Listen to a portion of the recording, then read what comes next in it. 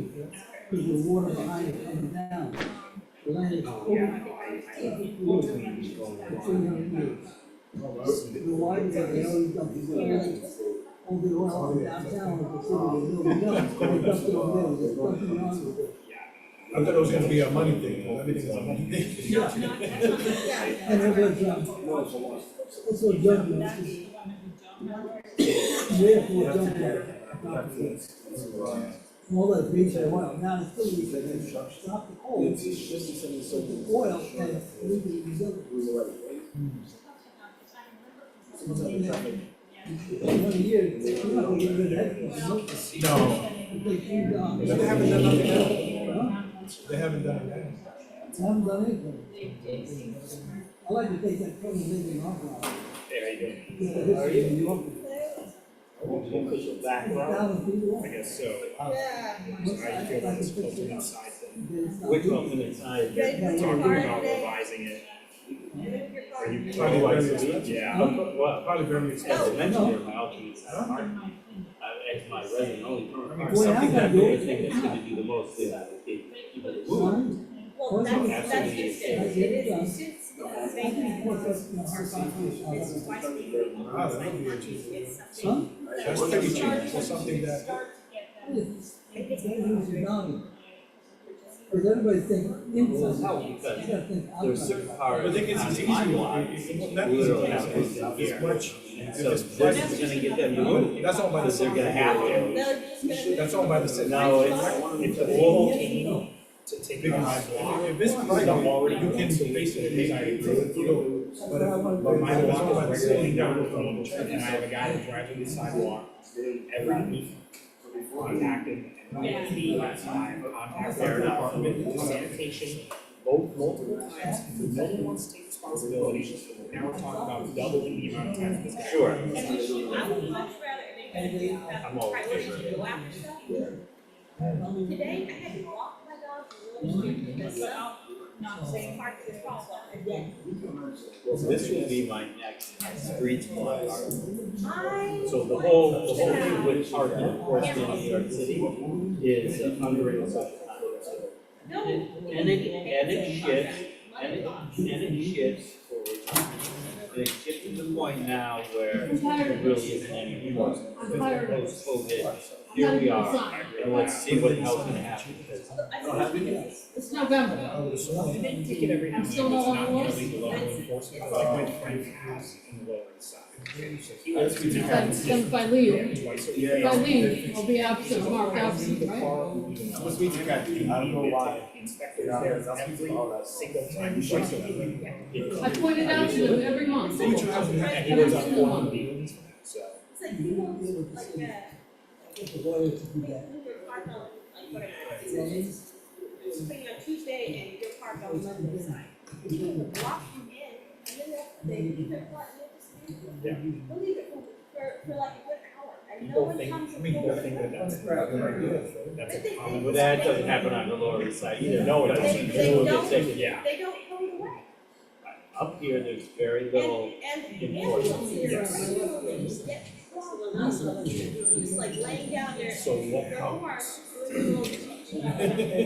So what will twice a week do with no enforcement? That's my question. well, what are you talking about here? I would wanna see actual That's enforcement all. done at this once a week level before we talk about twice. Oh, I see, yeah, that's, I think that's much. I'm just like, let's go for twice a week, change the sign, and you'll be on alert, because, Why? But why? because There's no assignments we have mayoral election tomorrow. Yeah. With a whole new admin, there's gonna be a whole new person at the head of transportation. Donnie is on board.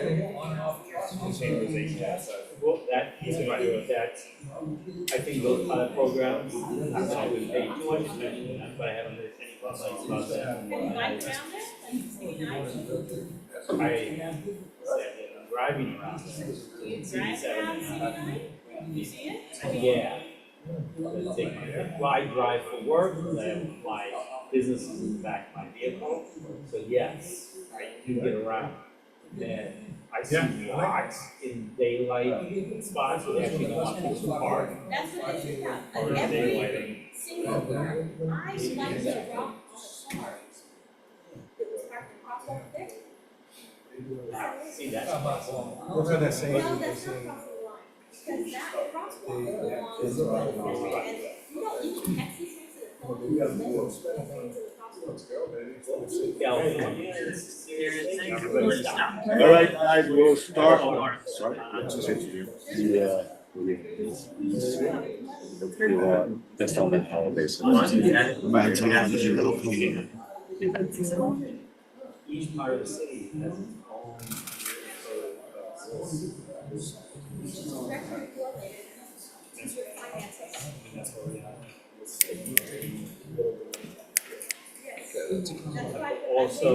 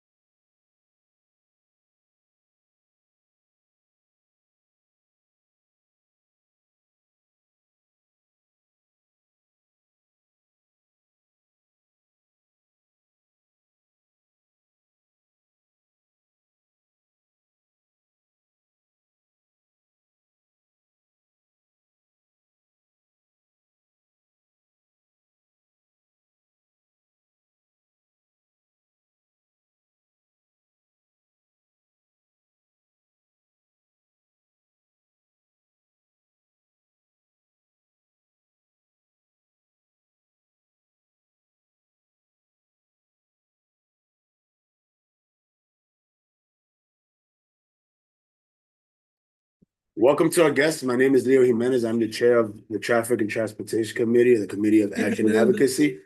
Speak up. Yeah, sorry. So my name is Leo Jimenez. I'm gonna allow my fellow committee members to introduce themselves. Mic on there? The mic is on. Yes, my name is Tai Fujimura, proud to be a member of this committee. Bruce Robertson, Lower Washington Heights. I've been on the committee for 8 years. Jody Herson on traffic Ro- and transportation and New York City Parks. Robin Go ahead, Cruz. Robert. What's that?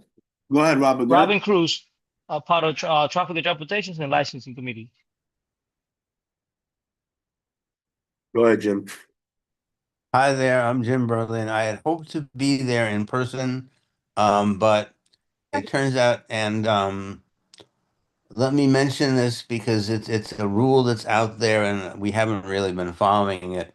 If you want to attend a committee meeting and you want to get credit and you want to be able to vote, you have to meet one of this list of criteria of valid excuses. And it's in the bylaws, and there's also a resolution on the board website that explains all these things. In my case tonight, unfortunately, although ideally it's just a cold, but who knows, I'm coughing and sneezing up a storm, so I may be contagious. And being contagious is one of the reasons for validly not attending a meeting. And then the other purpose of the speech, of course, is ideally anyone else who's attending a meeting not in person and wants credit to be at the meeting and be able to vote should technically, and you can read this resolution, which we all passed, have one of these excuses, and there are lots of excuses. So if you have to stay home to attend to someone, childcare or something like that. So look at the excuses, and then ideally, of course, you're supposed to publicly mention what your excuse is so everybody knows. So that's what I'm doing now. And again, I was really, really hoping to be there tonight. And fortunately I was able to be at the general meeting. And notice I voted early. So welcome to all of you. So nice being with you electronically. Thank you, Jim. All right, so without further ado, we have quite a bit of some updates coming up, but we'll start with the TLC, the Taxi Limousine Commission here. They're gonna have a presentation for us. Yes, we do. Is it gonna be posted? Yeah, did you guys have send Yeah, that? send it to Paola. Let me see if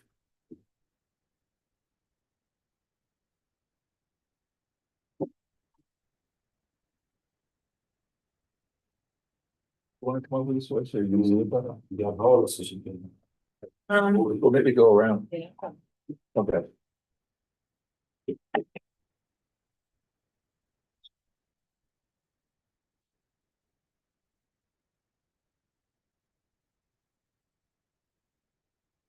We have people on virtually as well.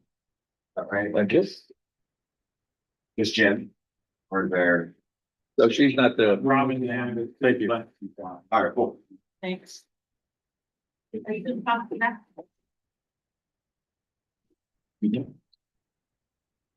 Who's the customer? I am. Oh. You gonna talk back to us? Well, I'm gonna try to talk to everybody, so, but If I you don't go on wanna, the screen, then I don't know. Yes, yes. but now my back is over here. Do you all have a presentation for the screen? Yeah, well, we do have a presentation. I think they were trying to set it up. You can move the L. Yeah. Oh, this is that, oh, Yeah, okay, that's the this is the camera, yeah. camera, yeah, got it. So those are the folks at home that are knowing how easy it is. Let's see. Crash not. You don't have much food. Yeah. So that's the best we can do. You got a little more slides. Command over this one, if I hit that, okay. Sorry, as long as you man.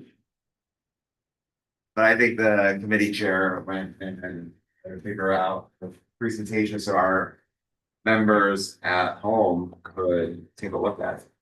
Jim, do you hear all right?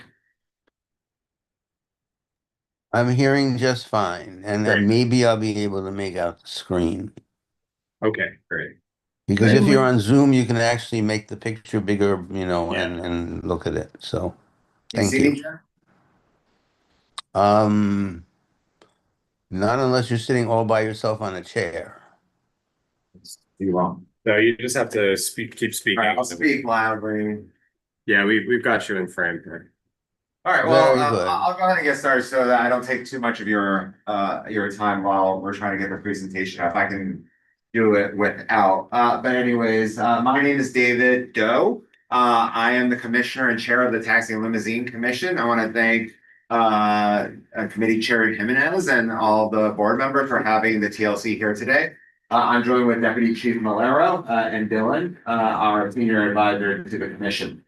And I'm really excited to be in Washington Heights tonight because a lot of our community car bases, a lot of our drivers live right here in the surrounding neighborhoods.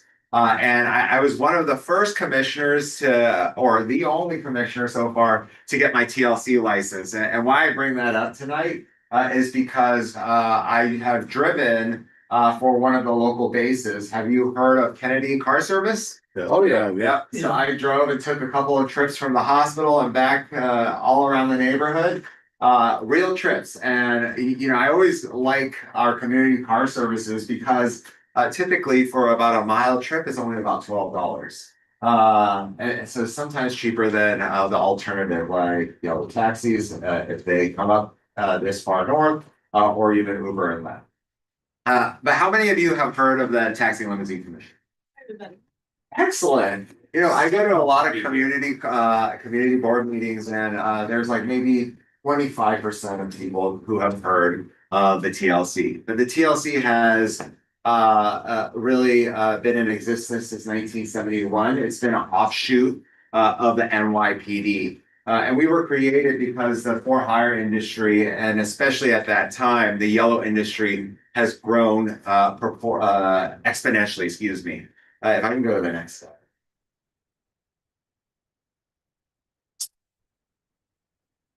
Or maybe if I can control the slides. It's, you send the thing in PDF. Oh, okay. Yeah. Let's see if I can scroll. Can you present your mode? Down arrow there. Okay, Present your cool. mode first, and then This it'll one? make everything easier. I can do it. All right, thank you so much. Oh, okay, great. Perfect.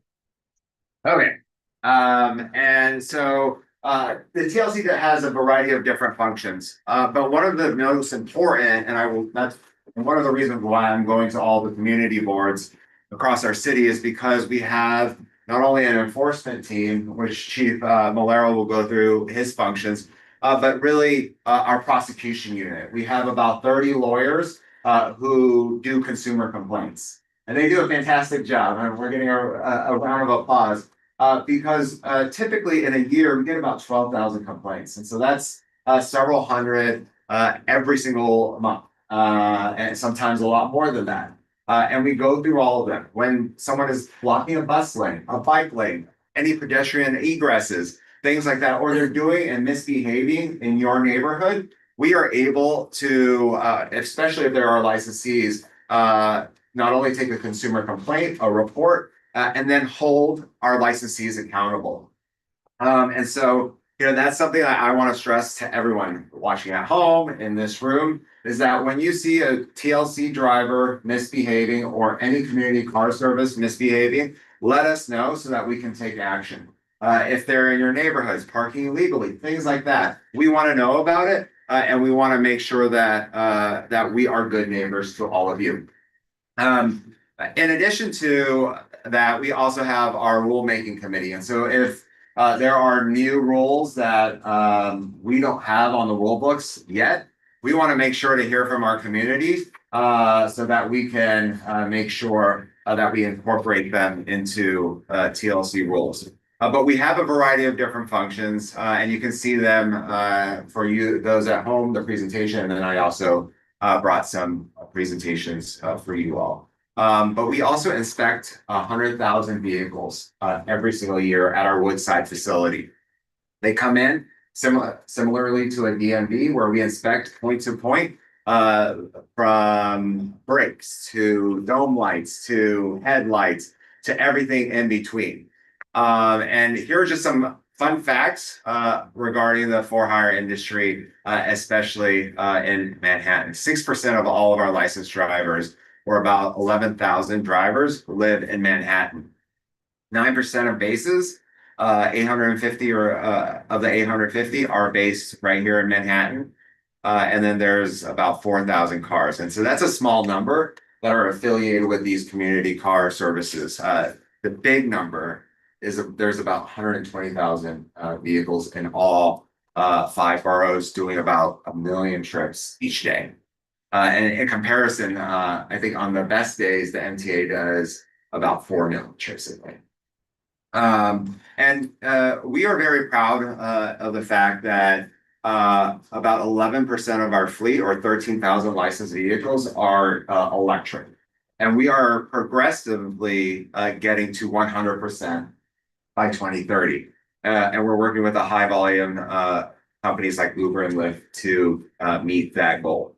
And then 12,000 of our vehicles are accessible. And we have a goal that by 2028, 50% of the yellow fleet will be wheelchair accessible in New York City, which is going to be the largest. It already is the largest, but will maintain that lead as the largest for-hire fleet that is wheelchair accessible in the nation. And then 1 in 5 trips, or about 20% of our trips, are now either electric or accessible. So that is a big goal that we've had, that when I came into office almost 4 years ago, I wanted to make our fleet more accessible and more green. And we've been on the road to achieving that. Next slide. All right, and I'll turn over to Deputy Chief Mortellaro to go through some of the other items. I'll give you the floor. Thanks. Hi, thank you for having me. My name is Deputy Chief Malero. I've been with the TLC Enforcement Division for 28 and a half years. My officers, our job is the safety of the riding public for the city of New York. Our officers patrol all 5 boroughs. They patrol every single precinct. When we come to this area, we'll check in with the 3-3, the 3-4 precinct. We'll find out where they have any trouble locations, and if the precinct wants us to enforce it, we go to the area. Around this area, one of the complaints that we have is a lot of double parked cars, a lot of cars, moving violation. So our officers, they concentrate on that. They issue a lot of summonses. We also try to educate the drivers. We try to speak to the drivers to let them know that, a safe community and everybody works safe together. We have different cabs that patrol. We have yellow cabs, green cabs for hire vehicles, and we have paratransit ambulettes. The yellow cabs can pick up on street hails. The for hire vehicles, they got to pick up on force. So that is the difference. This is where I was talking about the complaints in the 3-3-3-4 area. We issue summonses for all types of violation, moving violation, double parked cars. We also like to work around the hospitals because there seem to be problems in that area. The bus terminal on 181st Street, we go there. And we also go after people who use their personal cars as for hire vehicles. We take you out, and once we find out you have a passenger, we'll pull you over. We'll issue your summons. Issue your summons the first time. Second time, we catch you and you're found guilty, we seize your vehicle. TLC officers also make arrests. They process their own arrest. If the license is suspended, if the driver, we will take you to the precinct. Allow me to interrupt. The owl stopped working, so I can't see anything anymore, and the sound is pretty bad too. Not the whole Give me a city, second, it's just Jim. right here. Let me connect now. Thank you. Yes. Jim had a question? I'm sorry. The owl stopped there. Oh. The owl had a question. I have a question, what's behind the thing you can't read? Can we move it? Oh, that's the Yeah, 3-3-3-4. It's showing where we patrol the areas. You can minimize it. There you go. These are the most common violations that we issue around the area, which is moving violation. Like we have our officers, we also do light enforcement where we have just like a speeding enforcement. If there's an area that has a problem with speeding, we'll put an officer there in a marked unit. And he'll be with the lidar gun. If they pass the speed limit, we'll pull the cab over and we'll issue them a summons. We also want to be proactive, and so if you see issues, we're not in all 5 boroughs all the time, but if you want us to see some presence so that we can deter some of this bad behavior, let us know. Dylan's gonna give some of our cards out. And then if you see an issue, let us know, and then we'll have Deputy Chief or one of his colleagues bring out a unit to deter that. So to your point about being more clean, can you tell me how many empty miles traveled for the TLC had in 2015 and the trend numbers from now? Yeah, so that is a fantastic question. And it speaks to utilization, right? And so we really have a driver pay rule on the books to mitigate that. And so most of these vehicles have to be utilized 43% of the time. So that if they do not, then the high volume companies like Uber or Lyft will have to pay more to the drivers. And so there is an incentive to dispatch to these drivers so that they're utilized more.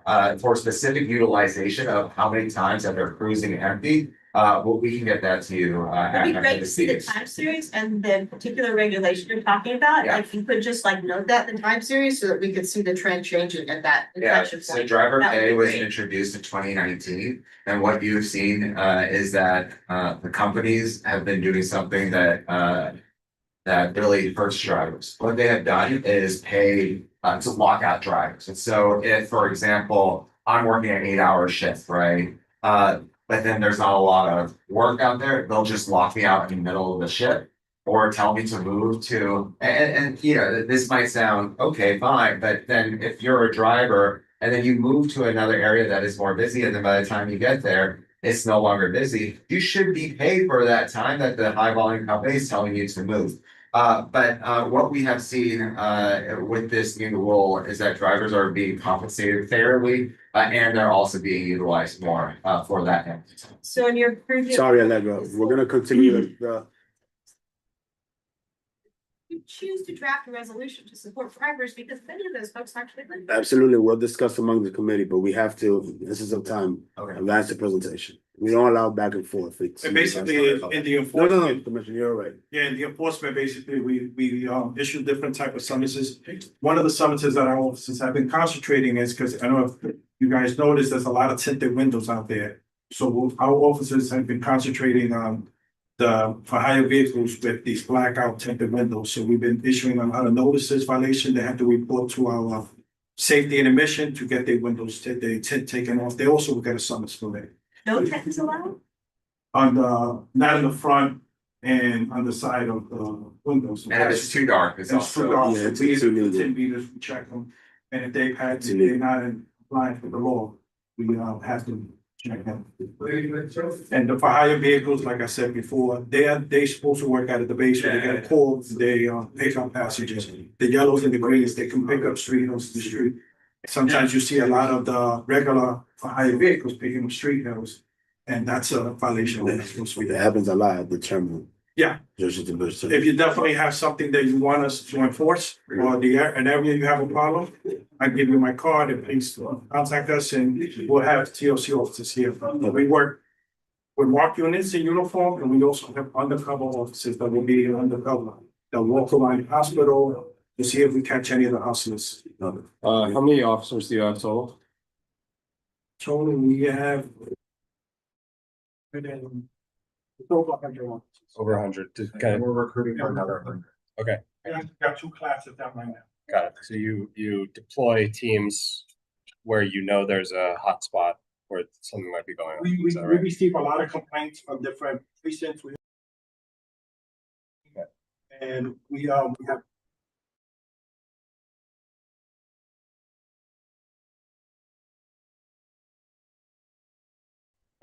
So we have pickup and drop off of almost every type of trip in New York City. We also know where most pickups and drop offs happen.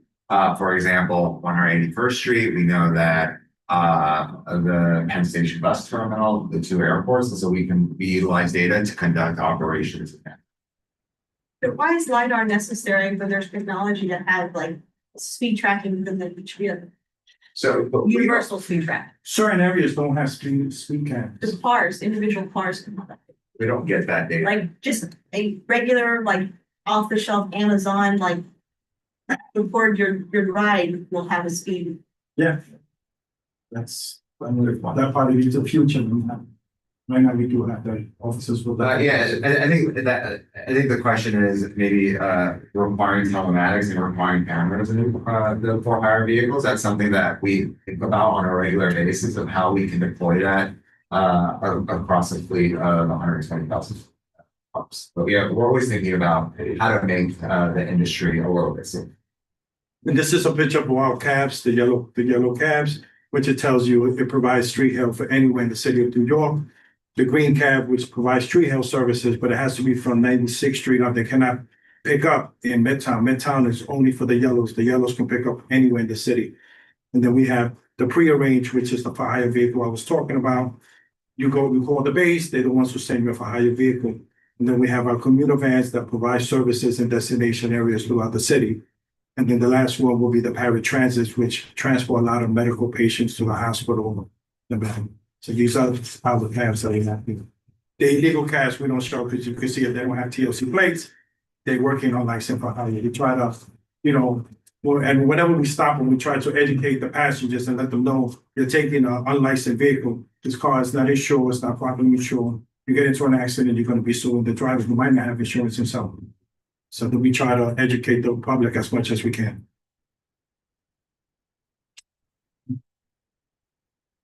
I can take the rest of the presentation. Okay.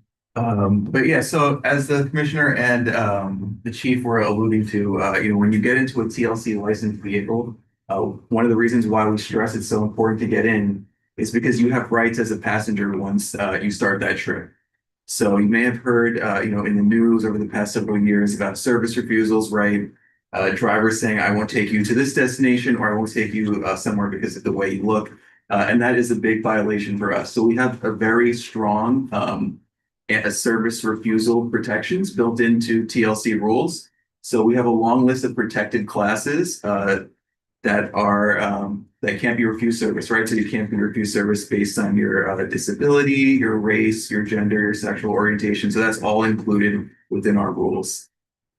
We also ensure that you get into a safe ride, right? The commissioner mentioned we have an inspection facility that inspects, thousands of vehicles every week.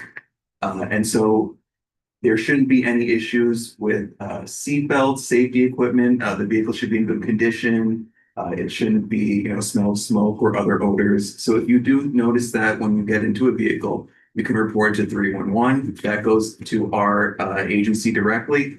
And we may issue them a directive to come into the inspection facility just to be sure that everything is up to our standards.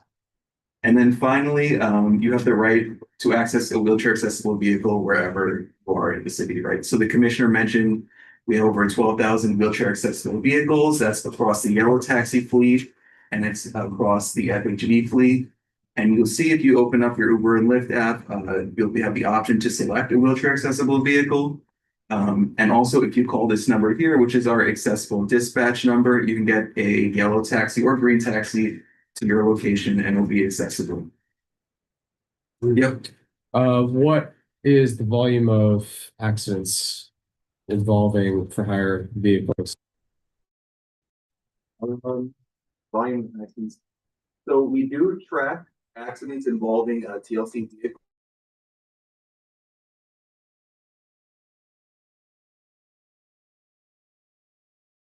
But I don't know how the exact numbers, but they have been going down. So if you were to chart that data going back to 2015, when we started collecting it, you'll see that the number of TLC licensees involved in crashes has increased. Okay. And connected, is the volume of for hire is the fleet growing or shrinking over time? Well, there is attrition of about 200 to 500 vehicles almost every single month. And so, it is attriting over time. It's mostly because drivers are aging out and it was attached to their own personal social security and it can't be passed on. And that is mostly in the high volume for hire industry or the T plate. So when you go out in the community, you'll see the T plates. Those are probably attriting more than yellows. Yellows, because it's a transferable medallion. There's 13,585 and it has been constant. Okay. And then rideshare. Yeah, rideshare fluctuates more dramatically because there's a cap that was placed on the industry in 2019. Got it. So you can't really go and get a license today from the TLC. The only license available is a wheelchair accessible vehicle, and drivers don't typically choose that option because that's more expensive. Got it. So both of those are caps, and then consequently the overall number is decreasing a little a year over time. Yeah. We in 2023 released about 8,000 licenses for electric vehicles. And there was a mad rush to them because we got sued and the judge closed it. And so then before she could close it, about 8,000 drivers went to try again. Got it. Okay. And I'm just going to advance the slide. This is our last one. But just to talk about the and you have about a TLC vehicle.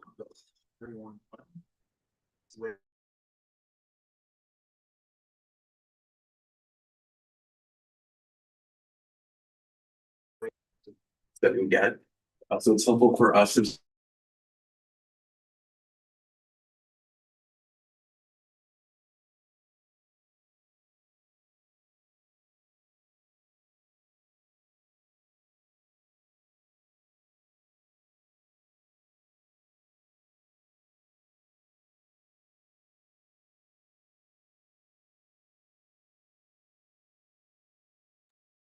if they can. In that case, you may not hear back from us all the time because the case will be closed, the driver will settle it.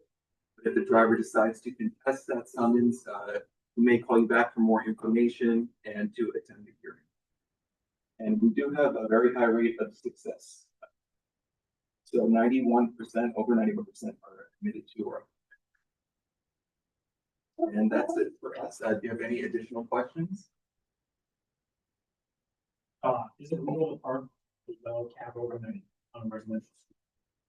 It is, I did, so there's two parts to this answer. How is it working?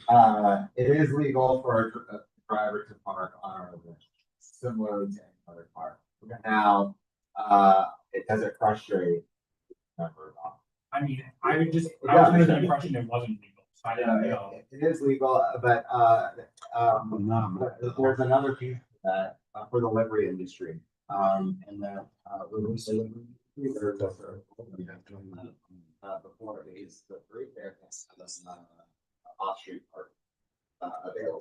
So that's the second part of that. So when you approve, let's say, Kennedy Car Service or Riverside or any of the. Well, I'm talking about a yellow tax. Right. So, but yes, you know, for the most part, they still have to follow the same rules.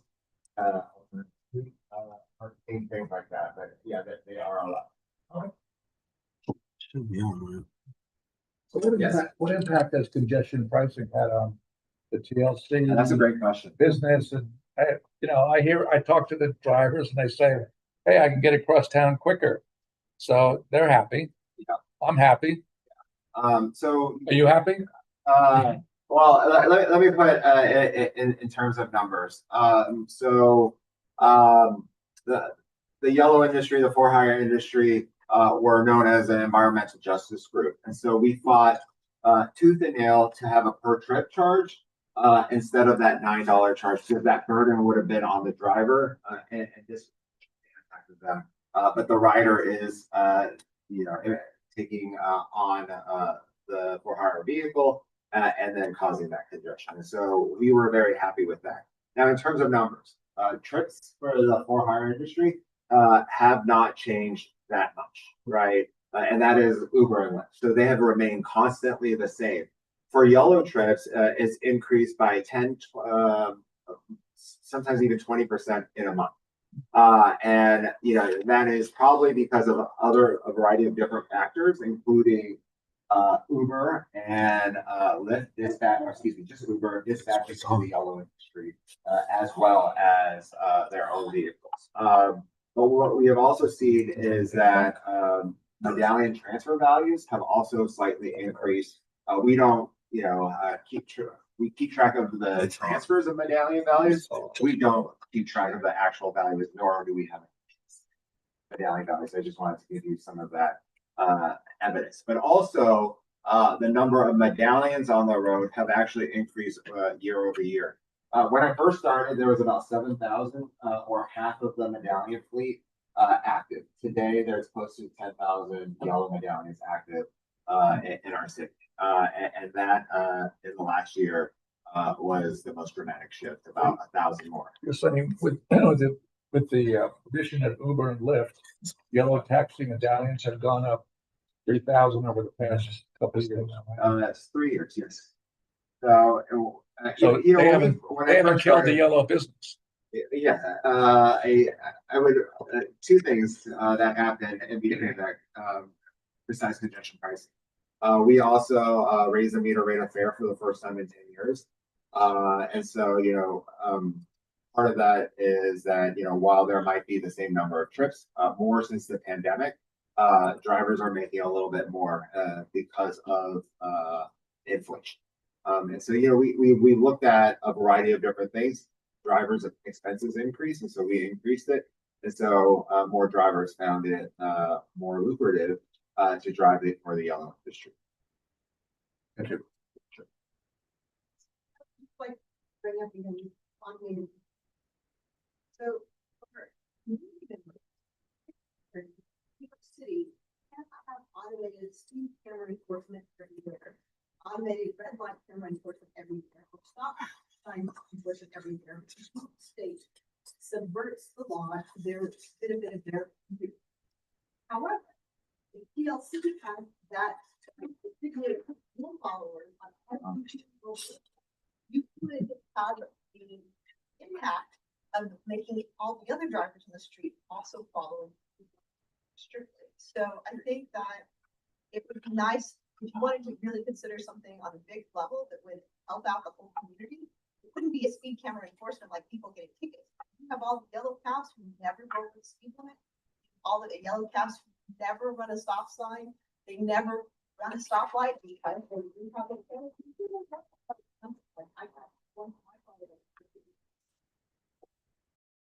Like I said, we always look at a variety of different options. I'm not committed to any one option at this point. But it would have the impact of not just making your driver more safe, it would have the impact of making all drivers around New York City behave in ways that are more safe. So we're always looking at telematics, and I meet with a variety of different stakeholders on a regular basis. So what I think community boards and community members like you really want, I think others would fight tooth and nail. So I'm trying to find a balance in. No, I think Just limit the back and forth. Let them finish answering, please. They don't want Big Brother to be in their vehicles at all times. And so, I'm trying to balance one, and we're trying to move progressively towards that. And we're working on it. We have a strong prosecution team, a lot of data. We leverage that in a variety of different ways. Right. Drivers can't drive more than passenger. So we really are focused on safety, but also a balance. I get your point, telematics and cameras. That is something that we've been looking into and exploring. Thank you, Commissioner. Thank you, guys.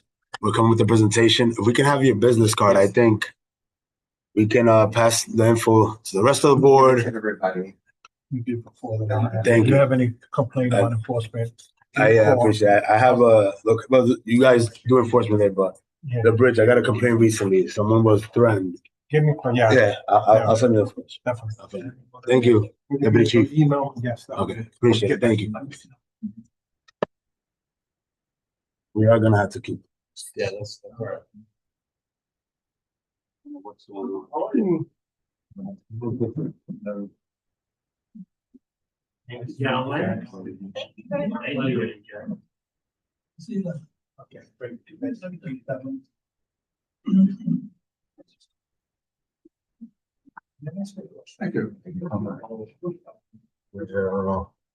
you. And I go, where am I last time? Okay. I reported it. I have. All right, awesome. And like. Where did you drive? Back. Yeah. How many years did you drive? Yeah. I think it's all that place. Wow. No, but I also. I was taxi driver. Yeah. Did not taxi. I don't know if you heard. No, let me, I'll look that up. Yeah. I was in New York. Thank you for your service. David, I forgot a question actually. Thank you. Okay. Yeah, I did. Hang on. We don't. Hang I on. forgot a question if you don't mind. Sure. Yes. What do you guys, what's the status? What do you guys? So Waymo currently is in testing phases. There's about 8 vehicles and they have the right to test until 12/31. We're looking at the data as it comes in, and evaluating it, and how it would fit into the New York City, taxi schedule. I think the difficulty is that there's 180,000 drivers. We really want to balance, that, but it's a very complicated issue. As far as, not increasing the number of cars while not. That, but also, hurting people's livelihoods. And, I think that drivers have depended on this industry for a long time. And so we just need to be careful of how that rollout happens. And, Nice vehicles. They just got out. Yeah, so the 8, was that your department's decision to move forward with that pilot, or was that legislative? It is DOT, so the Department of Transportation. but it was legislated that there would be a testing regime before any next action. So for future rollout, that would require additional legislation. Correct. This was only for California, Right. the legislation. Understand. Yeah. Cool. Thank you. All right, thank you. Commissioner. Have a good night. Appreciate it. All right. Thanks again, Commissioner TLC. Yeah, you guys would. Fred, do me a favor. Fred, if you have a question, you can step out. We have to move out. Perfect. We'll move along. We have a bit of agenda. We have to be out of here in the board office time. So Lyle, do I have you online? Lyle, yes, I do. I'm here, Leo. Good evening. Hey, Lyle, how are you? I'm good. Good to see everyone this month. I'm Lyle Blackwood, Northern Manhattan Borough Planner for DOT. I can just get right into it if you want, Leo. Yeah, so let me just give a quick background. I had about a 2-hour conversation, right, Lyle, on the phone with you on Friday. And we touched bases on a lot of the topics we've been discussing in the last couple of months. Right now, the hot topic is the Riverside Drive Viaduct debacle. I guess I'll say that. And I'll kind of get ahead of it. Lyle can give his peace of mind from DOT. DOT is in litigation right now with the contractor, so they're very limited in what information they can provide us. After a conversation I had with Lyle, we agreed that there's certain things that can be done on DOT's end to ensure safety in that area. So Lyle, if you want, you can elaborate on that, and then we'll follow up the email to DOT requesting that they secure and make safe the site, but also we want them to remove all the equipment and material that it doesn't need to be there. And now you can go ahead and Okay. Thanks again, Leo. Evening again, everyone. Lyle Blackwood from DOT.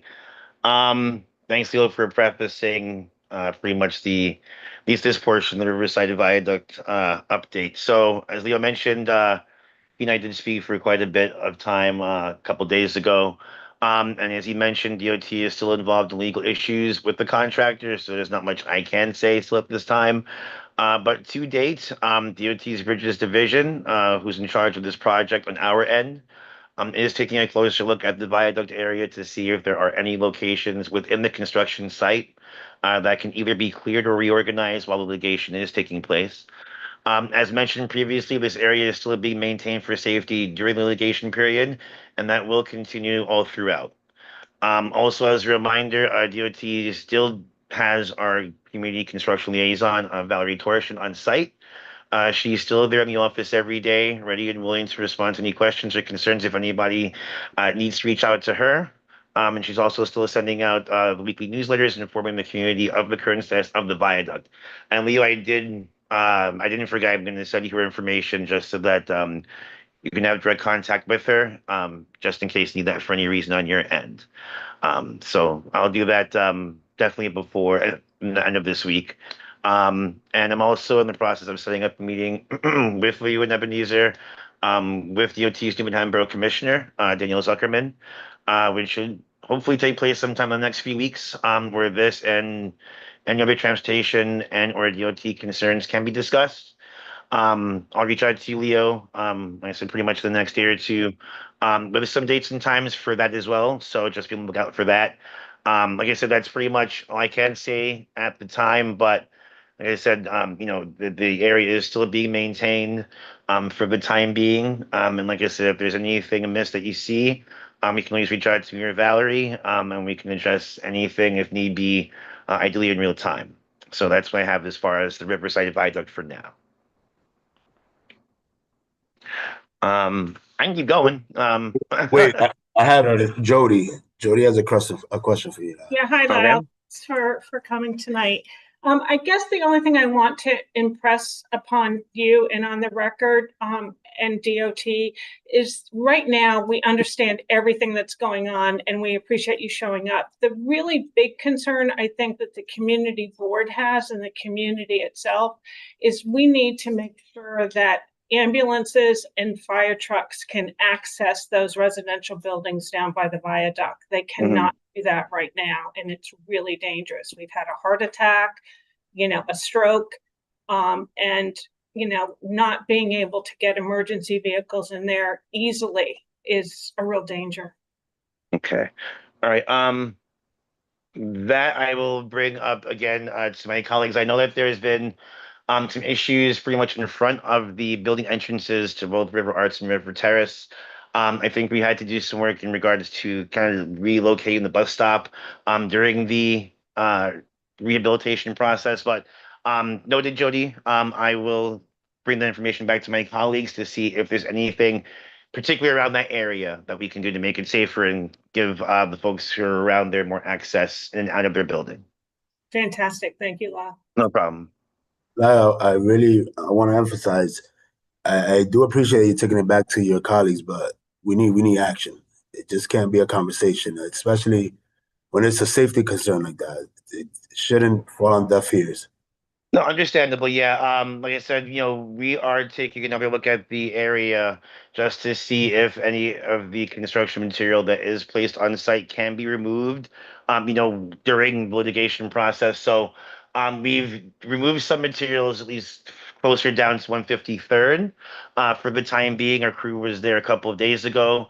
You should be assessing the area north of there just to see if there's anything else that we can remove as far as materials. I'll keep you posted, as that process continues. Like I said, if anything else out of the ordinary, comes to your attention, just let me know. Or Valerie, and like I said, we can definitely relay it to our colleagues to be addressed immediately. Thank you, Lyle. Regarding the Washington Bridge, is that it for the Riverside Viaduct, or just make before we move on? Yeah, no, we can move. Okay, so in regards to the Washington Bridge, as you're all aware, DOT did some bicycle and pedestrian safety upgrades here fairly recently. So in regards to this, I and my colleagues from DOT's bike unit and our intersection control unit met up with Ebenezer on site by the bridge about a week and a half ago, following up on concerns that he had regarding the installation of the new traffic signals with the directional arrows that were installed recently as part of the upgrades that had been newly installed at the intersection of 181st and Amsterdam. We were there for a while, just during rush hour, observing how traffic was flowing, how this intersection was being used, and ultimately, my colleagues in our signals division, that's our intersection control unit, they're the ones that are in control of the traffic signals citywide. They've agreed to have the new directional signals on the northbound side physically shifted a little further to the right, so drivers can differentiate better between the lanes going straight and the turning lanes as they're approaching this intersection. DOT's also agreed to take another look at the signage in this area to see if there's anything regarding the curb regulations there that might be able to assist and facilitate some traffic. We can't remove the hotel loading zone in front of the Radio Hotel on the west side of Amsterdam, but we did identify one short block directly across the street from the hotel on the east side of Amsterdam between 180th and 181st Streets that is currently signed as standard alternate side parking. It looks like that area can hold about 2 parking spaces. But if that signage by those 2 spots is changed to reflect either no standing or no parking anytime, that should ideally open up an additional right turn lane along the curb that cars could also use to make right turns at the 181st intersection, at least between 180th and 181st. In order for DOT to move forward with that, we would need a letter of support or resolution from the community board in order to remove those 2 spots. And we also discussed the need for increased enforcement at this intersection to control the idling cars that aren't using the hotel loading zone and its proper use, and to also assist with moving traffic along. I'm going to reach out to the board, to the precinct myself, but I also would suggest community board reaching out as well. The request for increased enforcement might come better from you, the residents who live there, than from me. But like I said, definitely increased enforcement is needed in this area. Whether it's guards or something, just a little bit of organization, at least from the enforcement wing, in order to make sure that this intersection runs more efficiently. So, if the board is in favor of removing those two parking spaces on the east side of Amsterdam, between 180th and 181st. I guess if we can take a look to see if the curb regulations can be changed to reflect no standing in that section, just to essentially ease traffic a little bit more as you're approaching that 95 slip and the right turn / Washington Bridge, at least on the northbound side. So I just wanted to make you all aware of that. Yeah, so thank you, Lyle. The ask, and Ebenezer brought this up at the general board meeting. It's chaos out there. Especially if you're going north and turning into the bridge, there's a traffic signal there and no one knows where to go. People turn right, they go straight. Some people make left, but they're not supposed to make a left turn. So Ebenezer mentioned it to Lyle, I think, a month ago at the district service cabinet meeting. They had a walkthrough about a week ago. And during that walkthrough, they saw that it is a headache. And there's certain things that, as you heard, Lyle said, that the traffic division, signals division can consider. They're going to add a turning signal, which I think will help tremendously. And we'll also talk about that because I have an idea for the 179th and 4 Washington issue, which is similar to this. But that being said, on the northbound side, and I guess we'll pull up, we can, I'm going to pull up the map so that we can share it with our guest. But the ask is, where is this?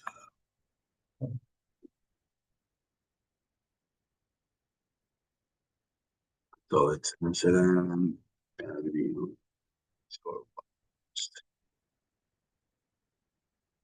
So in order for DOT to implement this, they would have to remove 2 parking spaces. That's not what we wanted. Yeah, there we go. There you go. So if you, what's that? What did you first go south? It's this side. The other side. So going this way. Side here. Yeah. So this right here, right? Spot, right? Can we share? Yeah. So let's share the screen. Yeah, just so Lyle can. Yeah, it should be on the eastbound side of Amsterdam between 180th and 181st, essentially 180th and the bridge. So there's the flip for 95 that's there. Lyle, can you see our screen? Yes, I can. So this is turning already, but it's this spot here, Lyle?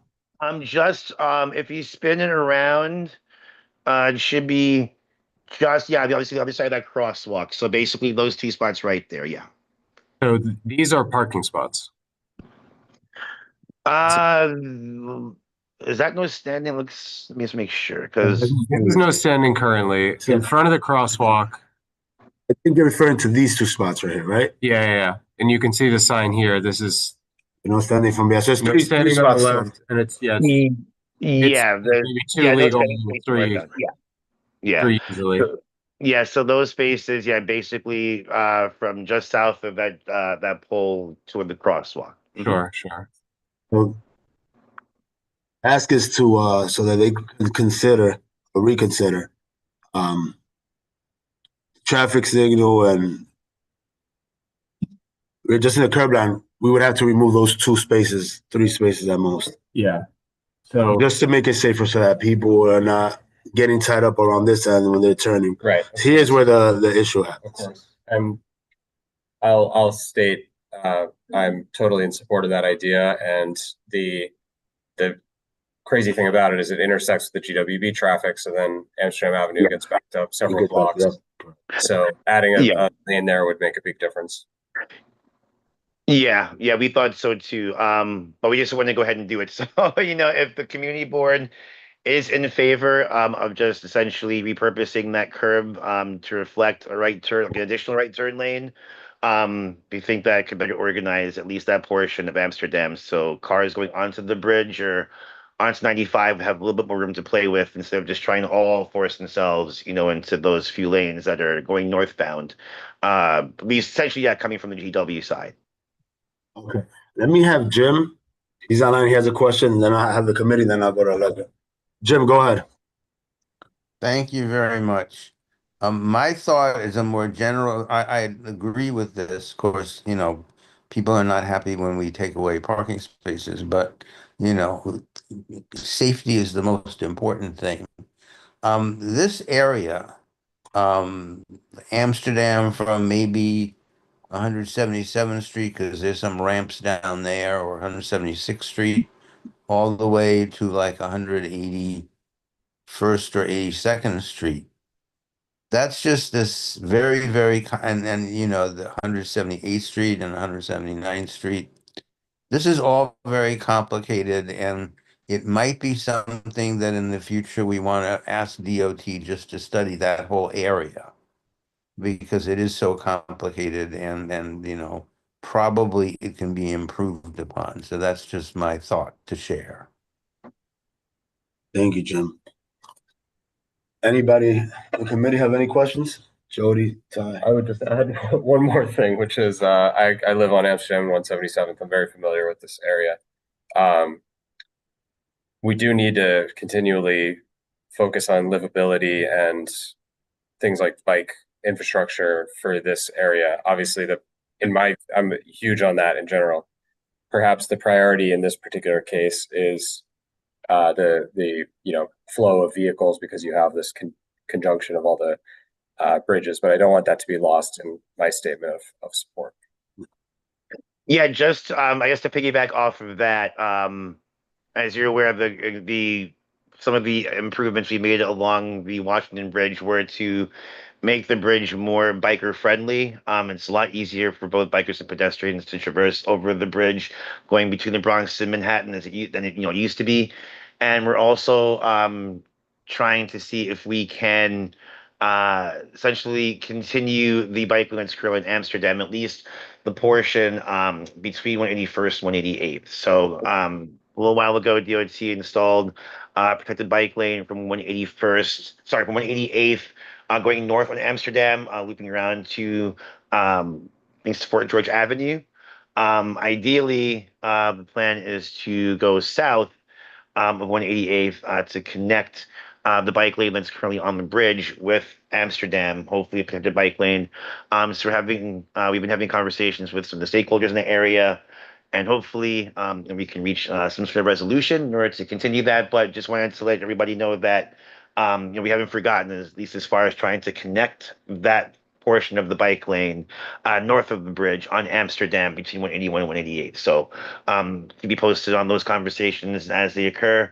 But it hasn't been lost on us that at least bike infrastructure in this area, at least on the northern side for now, we're trying to address north of the bridge. Yeah, and when were those changes made on the Washington Bridge? I was on there recently, and it seemed still pretty dicey. I think, if I'm mistaken, it was in the last year that we had made upgrades on the bridge. But if there is something that you see that's out of the ordinary, you can let me know, and we can have a bike group or a pedestrian projects group go out there again and take another look. Okay, cool. Thanks. No problem. So I was just gonna say, You might have to step up. when I go to the property, I either the Washington Bridge is pretty much the only safe crossing into like the main part of the Bronx uptown. There is no other safe crossing. And the fact that it dumps you into this chaos is not acceptable. And the bike lane would actually probably make the traffic stuff better, because then it would be more clear, like, oh, I'm a car and I have to go right here because there's a bike lane right there that I can't get into. And the little show stuff actually makes bikes less safe than if there was no speeding on the streets at all. And that's DOT's own literature that proves that.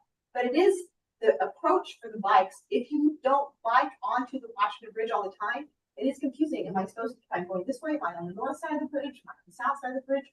So that they could do better signage for the bikes, but they need to go ahead and connect it up, because right now it does dump you into some place from a beautiful thing that's totally even kid friendly to a place where you would never take your kids biking on the streets on Amsterdam. Now, you said that the bike division is they're discussing potentially expanding the bike lane, or I guess a protected bike lane south of 188th. When is that going to be a thing? Is that something in the works for the near future? Do you need a reso from us? Maybe that we can discuss that next month and try to expedite on our end. I We agree. are. If we DOT did the right thing and made it safer for bikers and for bike safety, if you're coming off the bridge, you're thrown into this chaos. It's kind of counterproductive at that point. Yeah, which we're aware of. So I mean, yeah, like I said, we're still having conversations, with the stakeholders in that section between 181st and 188 on Amsterdam, so Yeshiva University, and a few others. So as those conversations progress, like I said, hopefully we can come back to you guys sometime in the near future with design for that section. I think we presented something for that section also a little while ago when we were doing the first section north of 188th. But I'll definitely keep you posted as more information comes in about the northern section of that particular. Well, sorry, the area between 180th and 181st on Amsterdam. I'll keep you posted. Nothing new to report yet, but like I said, we're working on it, and I'll keep you posted. I think for us, at least in the near future, we should get ahead of it, pass a resolution, and then it puts the pressure on DOT to actually expedite the process. So maybe that's something we'll discuss next month.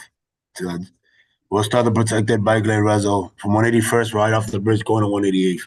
At least has that as a connector, and then the ball is in your court. It's for you guys to.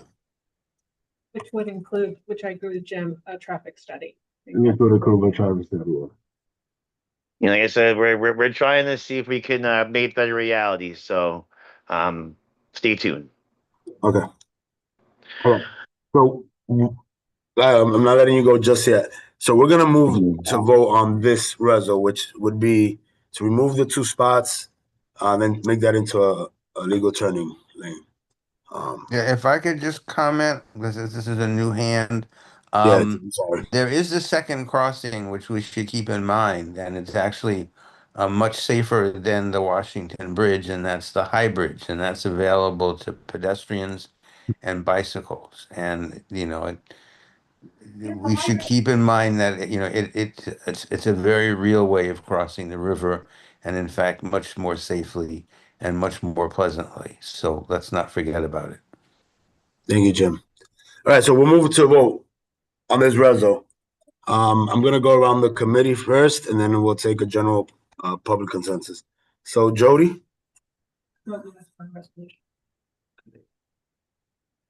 Ty? Yes. I vote yes. Bruce? Yes. Jim? Yes. Robin, are you still on? Yes.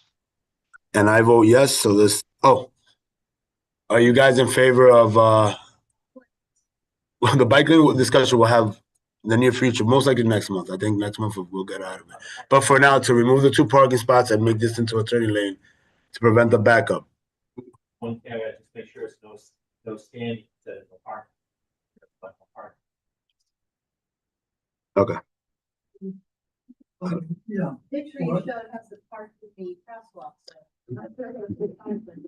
A lot of this, and Lyle always tells me about our conversation, enforcement has to be a huge part of it. So DOT and NYPD should be working hand in hand. No, but in a perfect world, it doesn't work like When's the that. last time NYPD attended a meeting? They have never attended our meetings, honestly, ever. And I've reached out, and you get the gist of they're very busy and they attend public safety. And But I think You know why? Because it's short-handed all the time. that's what they tell us. Like 80, 100 cops short every. Yeah, that's the problem. the reasoning they give us. Well, all they have to do is walk the block. It shouldn't take that long. This is a very important block, so I feel like that can be overcome. But the other thing is, I do believe that these 2 spots are a problem, because even as a driver, I've seen it is a little confusing where you can or can't park there. And so it causes people also to slow down approaching the next block as well. So I think this is a really good idea. Okay. Yeah. So this passes now. You'll be getting the reso. Well, it'll be going to the general board for the general board to vote. Then hopefully, I don't see it being an issue. It should be Lyle, that being said, my conversations with Lyle last Friday, this is off the Washington Bridge, the Rezo. We have similar issues right here, and Fred actually has been really, really good at dissecting that area by the Fort Washingtons. And one solution, so I work with engineers, and one solution that was brought up, which I think is brilliant, is adding a turn signal. If you're going north on 179th, a lot of the problems happen because people want to make that turn into the bridge. So the traffic gets caught up because I've seen a guy get hit on his bicycle because people want to make that left turn. I've seen a woman almost get run over and she had a carriage with a baby. I've seen traffic accidents. And once in a while, they do have traffic enforcement agents. Once in a while, I won't negate that.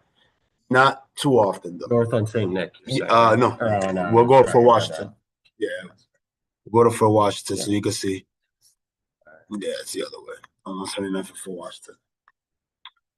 So we're sharing our screen so you guys can get a bit of a visual.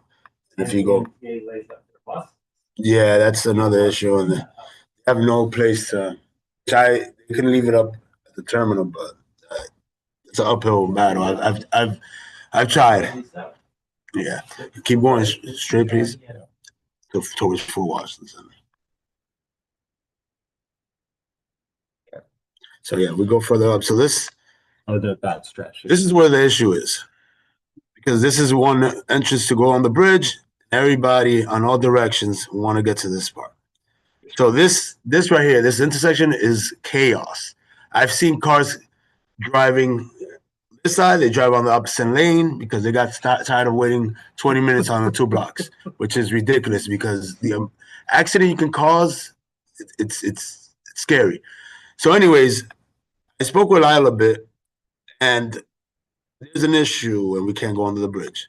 There's an issue. If you look at the traffic signals, especially if you're coming north, so if you're coming in the direction we're looking to go on the bridge, if you're making that left turn, there is no left turn signal.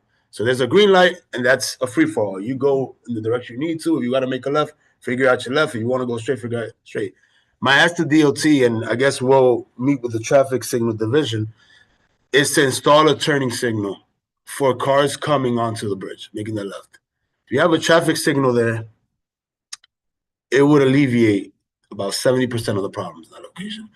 Obviously, you can't get rid of the reckless driving. You can't get rid of that. That has an enforcement issue, but DOT would get ahead of the problem on their end by installing a turning signal at this location. So just to clarify, you're saying for cars that want to go on the bridge. Yeah, so they're coming in this direction. You see this car? So there's no signal here or above. Points to the left. It's a green light, and you could either make the left or go straight. Okay, so it's just a regular green. Yeah, there it goes. There. That's it. And so you're saying to the two full green and the turning signal? Yeah, so when it's your turn to your turn to make the left, you have the green and everything else stops. So coming south, they have the red light. Going north, they have the red light, but the green light allows the signal. Right. And then, yeah, give me 1 second, then we'll take questions. And I have to get Lyle to bring his team and then discuss, and then we'll bring a reso on it. But this is just an overall conversation. So what it would do is it would just minimize. Again, it's not going to prevent it. We're not going to say the word prevent, but it will minimize any potential injury, bodily injury, accident waiting to happen. Go ahead. Do you have access to Russian Community Board 12 is not that big. You have a literal traffic simulator that you can use to try out the assertion that putting a turn signal in here would actually help, because you can have these hypotheses and you don't actually have to implement it in real life. You could have a model and play around with all kinds of different things. And why don't we have? So CB12 doesn't have. CB12 doesn't have anything like that. CB12 doesn't have money. The misconception. We'll get into that bureaucracy of things some other day. If you'd like to make it, yeah, if you'd like to send it our way, we'll share it. But we don't have it on our end. I agree that this should be certain ways that if in a perfect world, we should have certain things that make life easier, because that just makes life easier. Like, seriously, can you not write like some like very like pokey poke poke? You do AI stuff. Why don't you just code as like a traffic model? I never thought vibe coding would come up at traffic and transportation. Thank you. I agree with you, like, unfortunately, we don't have those resources. Oh, I want to get ahead of this, and I'm inviting Lyle, the traffic signal division team, to meet me, and we had those conversations. So we are going to meet, but to me, so that we can see it, because I do, and again, I work with it. I work a lot of DOT projects, and I work with engineers that work on behalf. They don't work for DOT, on behalf of DOT, and this is something that I was discussed, and we do this in other projects in the Bronx. This is something that can really work in this area. Yes, Fred. Okay. And then Jim, I got you right now, Jim. I'm sorry. Two more variables for you to bring up in this meeting about this specific issue. Okay, we're gonna stay with this one, but I'm gonna take him so that Lyle can hear it out, take it to his team. Give me 1 second. I just want to stay on this particular one. This is on this. Okay, so go ahead. If it's on this, go ahead. So the other two wild cards are when there's construction on that ramp Mm-hmm. that totally backs up Fort Washington Avenue. That happens, or an accident on the bridge, which happens with much greater frequency than anyone would think, probably twice a week. Mhm. And you'll get Bless you. half a mile jam, especially in the southbound direction of Fort Washington Avenue. So there needs to be some protocol for launching the traffic police to come. Because there's just jam, and there's been repeated jam, there's construction project that went on for a year, there's never. That's the other wild card. The other aspect is that buses turn southbound from 179 Mhm. on Fort Washington Avenue. Suggested there's no place for them to go that creates a problem. And also because the MTA is laying up on the far right hand lane, which they should not, please come in there from 178. So now you're down to one lane. You have the articulated BX 36s and the BX 7s, everybody's turning. Not enough space. So one question is, can there be a dedicated lane down the middle of the street? This is maybe something that's not seen a lot in New York. That's only buses, so they can go there. And they should also have a left turn signal at the southern intersection. So we need both 179 and 178. So the buses get to clear. You get a bus only signal. Boom, you're out. And the sacrifice would be there's two northbound lanes right now. One of them occasionally gets drop offs in front of the bus terminal, but that would have to be. Yeah, that would have to go. Have to be one lane, but in the overall scheme of things, would make more people's lives better. Then the third wild card, which isn't mentioned at all, is that there's a lot of, I don't know if they're regulated, unregulated or not, but all the buses to Scranton and Wilkes Barre load there, 178, 179, and sometimes the problem. So those would be the variables. So, sorry. Give me 1 second. I have Jim raising his hand. He's had it for a while. Then I'll go back to you, Peter. Go ahead, Jim. Thank you very much. All these ideas are very interesting. Keep in mind there's only a finite number of lanes on Fort Washington Avenue, so that could be a problem. But the real issue, and I've said this before, and I think we're not going far enough. And I think when you have DOT and its engineers and Lyle and all these other good people, and maybe it can be at a time when I can be there so I can voice this directly to them. Every time the George Washington Bridge has a problem, the westbound George Washington Bridge, this intersection and every intersection in the vicinity, all the way sometimes as far north on Fort Washington to 187th Street. And it spills over to Broadway, it spills over to Wadsworth, it spills over to the south. Nothing moves. And you can have all the pretty lights you want, they're not going to do anything. You have to have traffic agents. And as I've mentioned before, and you know, when there are problems on the eastbound George Washington Bridge, the Port Authority police are given permission by Fort Lee, the town on the other side of the bridge, to actually put agents in the street and direct traffic. Now, many years ago, Mr. Giuliani started a feud with the Port Authority. So ideally, this feud is over. But and again, the bottom line is we actually need, when these incidents occur, and they occur remarkably often. In the summer, they sometimes occur every, Friday night when people leave the city. We actually need traffic control people at several of the intersections, particularly 179th and Fort Washington, but maybe even 179th and Broadway, and maybe even 178th and Fort Washington. And on some level, I don't care where these agents come from. DOT generally doesn't do this anymore. But that means, and whoever the new mayor is, maybe we can talk to them about it. All who the new mayor will be, we can talk to them about it too. We actually need traffic agents to control the traffic because the lights, they're just controlled by timers. They have no idea what's going on, and you get gridlock. And and the other thing is this intersection, which just disappeared from my screen, but that's okay, is very near and dear to my heart because I was almost killed there by a crazy Jersey driver who wanted to he was going south on Fort Washington, and he was going to get onto the bridge whether my body was in the way or not. And after I scolded him, then he tried driving at me a second time. I really wish I had a big rock because it would have been through his windshield. So it's really, really dangerous for pedestrians. And although these clever signaling ideas will help a little bit, without actually having a traffic agent, and whether DOT or the mayor's office or whatever gets this personnel from the police department, or whether they can allow the Port Authority police to do the traffic direction. Without real bodies there directing traffic, this is just never going to work.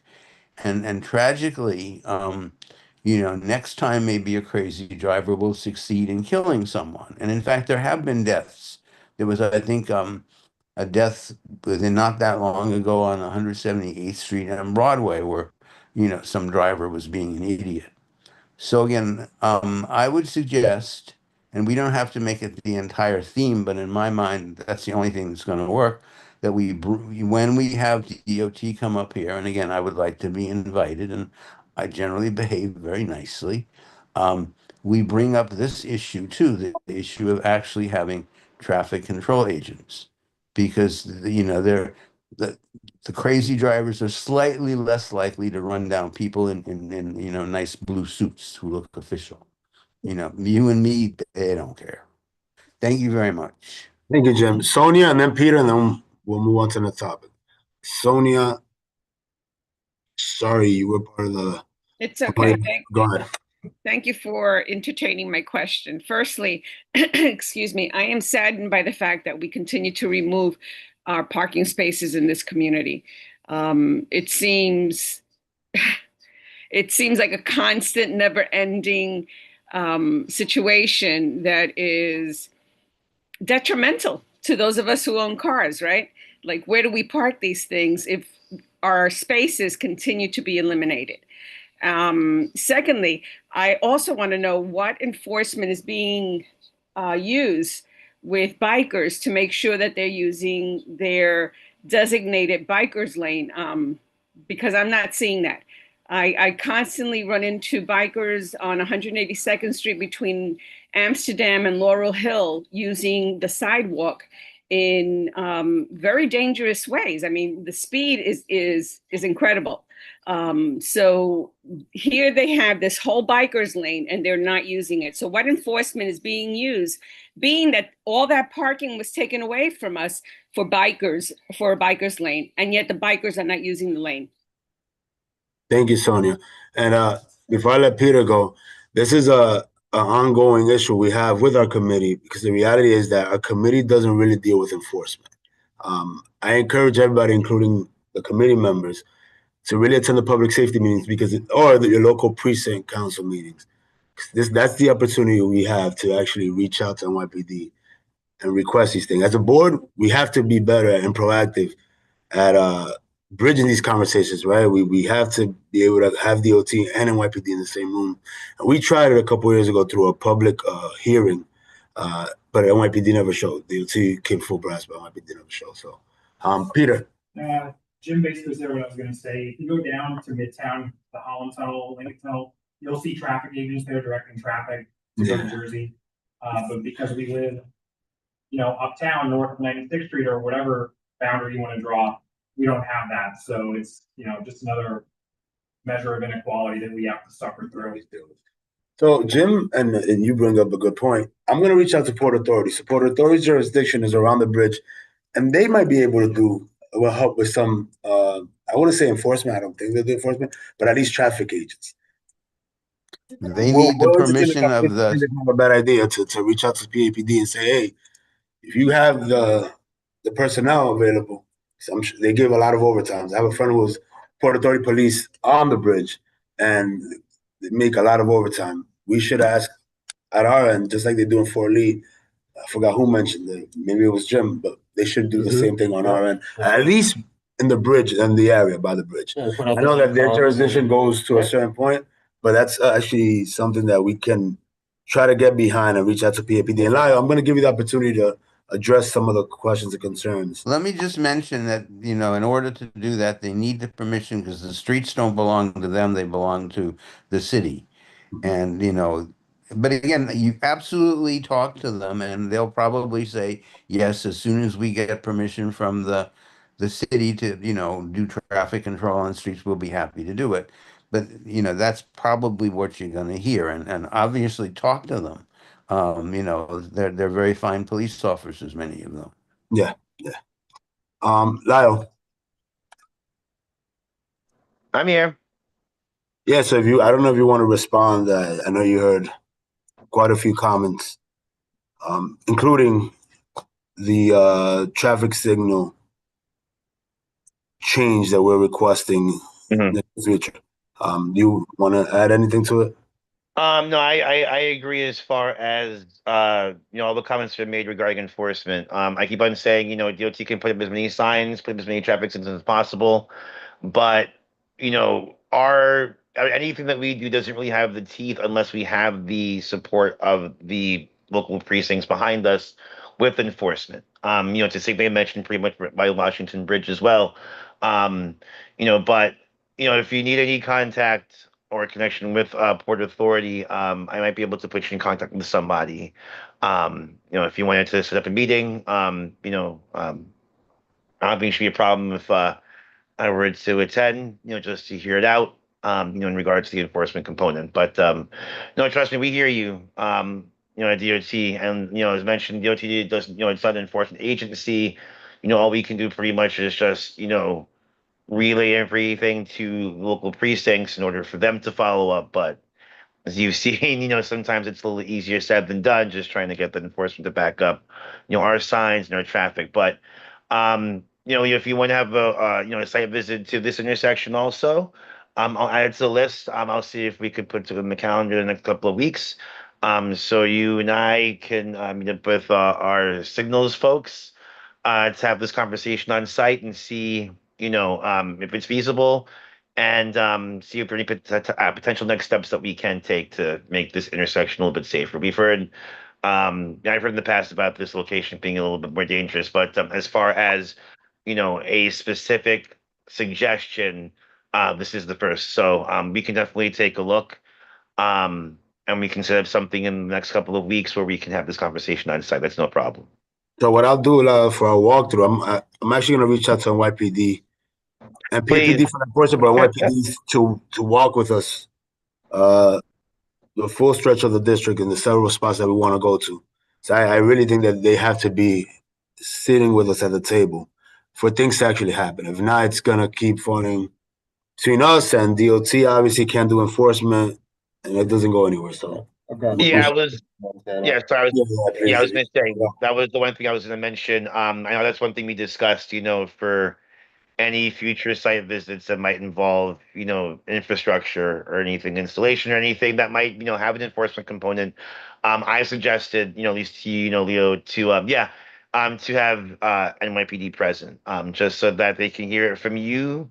They can hear it from my colleagues. They can see and assess the situation in real time and see the need for the enforcement in those, in those hot spots. Trust me, it's not reflective of trying on my part in order to try to get some increased enforcement, but hopefully maybe if we can, bring them to some of these locations and show them, while things are in action, maybe that might be able to nudge some folks. Who knows? But we'll be in touch as far as getting something on the calendar for this site visit as well. Thank you. Yeah, Jim, it would be, Yep, I understood, myself, Jim. I would be Gotcha. Understood. The committee would be more than welcome to join us as well. So yeah, of course. All right, now, any other updates? I know you had news for us for next month. yeah, so there are a couple of other things just to mention. Number one, in regards, I'm not sure if you got my email, Leo, this morning, about the milling resurfacing for Audubon Avenue between 165th and 166th. Yes. That should be taking place essentially tonight. That block should be addressed this week, and should be wrapped up hopefully by the end of this week. The artist that we had to install the mural that we were going to directly install on site should be there the end of this week once the road has been redone in order to begin her art piece. And she should be there on site from I think the 7th of November, which is this Friday, through the 26th. So hopefully after this week, any potholes, shipping hazards, any concerns as far as the physical structure or condition of that street should be addressed. And like I said, the mural should meet all guidelines as far as what we can put on the ground. But like I said, any and all updates that come with the plaza installation, you'll be notified of. So like I said, our crew should be there ideally starting tonight to get that work done. So just a heads up for you. Yeah, I received that email. And just again, and I guess you can relay it to the artist. Brought up a good point that for the people who have disabilities or who are not capable, sometimes the street murals paint very bright and it could cause potential issues for them traversing through the plaza. So please relay it to your team that it should be considered strong consideration for this. Absolutely, absolutely. And I'm not sure if anybody's trying to talk, but yeah, no, absolutely. Trust me, your concerns are heard on our end. And like I said, if there's anything else, in regards to this location, that you have questions on, concerns on, comments, you can relay them to me, and I can definitely pass them over to my colleagues in our public realm division for their review and comments. I think Jim has a question. Jim. Mm-hmm. Jim, you're muted. Yeah. I'm just going to reinforce what Leo said. I'm certain that DOT has people on their staff who deal all the time with the effect of their work on disabled people. So I think what we're suggesting, and maybe, ideally we won't need a resolution about this because it's just such an obvious idea. And apparently Mary is not with us, so I will have to speak for her as well. I think it's important that the artists, once they have their plan, they actually sit down with your disability people and make sure that there are ways, as we've pointed out, that people, particularly with visual disabilities, will be able to interact with the artwork. And we definitely want the artwork because it brings the plaza to life. It's a wonderful thing. But there have to be either obvious paths or whatever so that these folks don't get out into the middle of it and then just freeze because they don't know what to do. We have to, I like to remind everyone of our former member, Edith Prentice, and what she would refer to you and I as is the temporarily able. we're not going to be able forever. Sometimes I get this waved in my face. But so we have to look out for people who are disabled, not just because it's a nice thing to do for them, but it's actually completely selfish because we're doing it for us in the future. And so this mural, and it's funny that it's called a mural because it's not on a wall technically, but that's what we call it. It has to, be designed in a way that it doesn't make disabled people crazy. So I think again, I'm certain, that you have disability specialists who work for your department, and it would be good, as I mentioned, if they worked with the artist so that I'm not saying we need a review because I don't consider myself a disability specialist, but you have these specialists and they should be working with the artist so that what you produce is not only, magnificently beautiful, but magnificently friendly to all of us. Thank you. Thank you, Steve. Thank you, Jim. All right, what else you got for us? Yes, so you kind of prefaced it as far as next month, but I know that we been having some conversations in regards to having my colleagues in our pedestrian projects division or public realm come back to have a conversation with the committee in regards to the proposal or the updated drawing we have for 165th Street and Riverside Drive. Just to give an update to all of you, I did hear back from my colleagues today, and they are on board with coming to the committee in December to have this conversation again. So next month, my colleagues from DOT's Public Realm Division, our Pedestrian Projects Group Wing, the folks that proposed the revised drawing when we had the conversation on site with the committee a little while back. We will be having that formal conversation in the month in order to see if we can move that forward. So, with everything happening on the viaduct kind of being on pause, we can take this opportunity to kind of take a look at the area surrounding that location. And I know that there have been some requests to move forward with this project in particular. So, we will have that conversation in the month and see where that takes us. And in regards to 158th and that section, there were between the viaduct and a few other, projects. There's a lot of stuff going on. We understand in this particular space, especially with the parking lots with the viaduct, potential parking lots with 165th.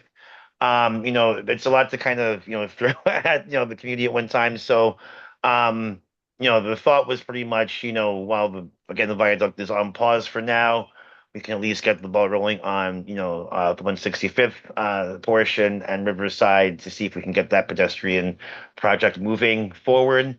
And ideally, sometime in the spring, after we have that conversation and see where that takes us, I think we can then have the further conversations about 158th and some of the things that we can do around there. So, we haven't forgotten, but like I said, it's just a lot going on in that area.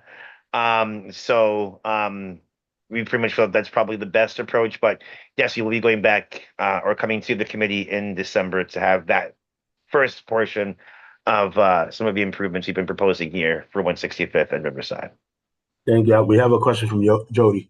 Mm-hmm. I'm excited to hear that we're moving forward with the 165 and Riverside Drive solution. Just to be clear, though, is that we were very happy with the study that was done and presented to us. The only thing that we were concerned about at the time was ensuring that we had a right-hand turn onto 165 from northbound Riverside.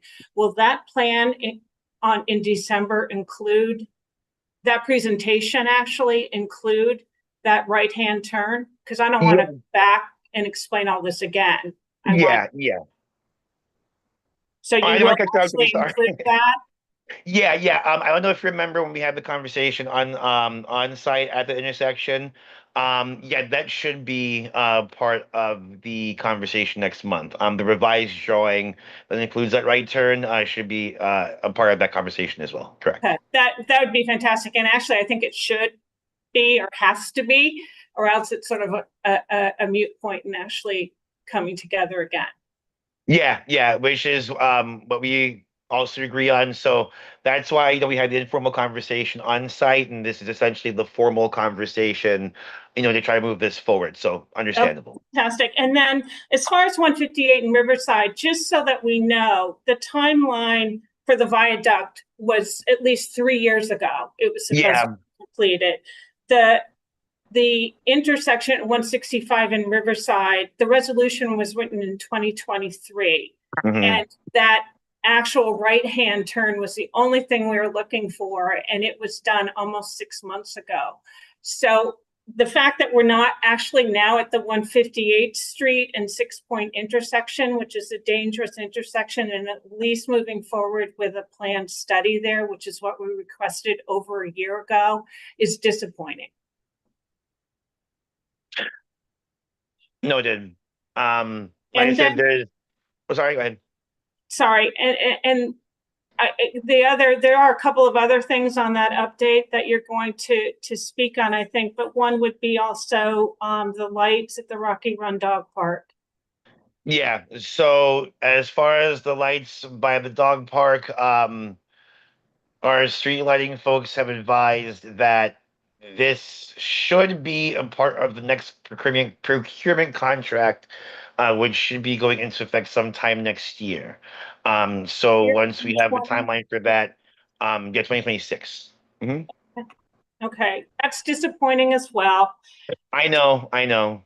This project has been, just for the record, was something that, resulted from an assault in 2013, as I understand it. It was promised in 2020, and then we couldn't do it because of the pandemic. Then after the pandemic, it was promised, but because of the pandemic, it was they were still trying to get everything together. Then it was promised in 2024. Then it was promised at the beginning of 2025. It seems like it's kicked the can down the road. And this is we have a Lily Brown playground that's being renovated right now in that area. We have a dog park in that area. We have a lot of people that traverse this area, and they need lights in order to do it. And it's very dangerous without them. And it's disappointing again that we haven't moved forward with this. And this was actually promised in writing from the Commissioner Pinkard back, a while ago. Yeah, I hear you. Trust me, it's disappointing to us as well that it's been pushed back. I mean, as you know, this is part of a capital project, and a lot of capital projects nowadays, given the state of the federal government, is a lot of things are up in the air. But all the projects here, every one of them is a capital project that's been pushed back, and that's my problem. And I could understand one or two, but it starts to look like DOT doesn't give a damn about Washington Heights. And that's very, very disappointing and very upsetting. I mean, I'm sure if I had to ask about the stairs, we have approximately $3 million allocated by Shauna Brea for the stairs at Riverside and 160. Where are we with that? I mean, they're dangerous to traverse. Yeah, that's also probably going to fall under capital funding as well. I'm having some conversations with my colleagues in our capital division to see where we stand with that. So I'll be in touch when I have some updates for you on that. But that will most likely. That's for this month about that project.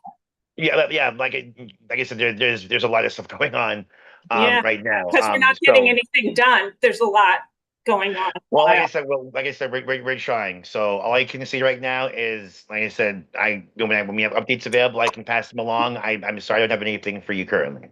Okay. Now we'll have the meeting with the New Manhattan Borough Commissioner this month, so we'll dedicate all these projects to. We're looking for concrete dates. I understand. Again, we know we're not shooting the messenger. We know that you work for someone, so. Jody and the committee's anger is not directed towards you, it's directed towards your agency and the lack of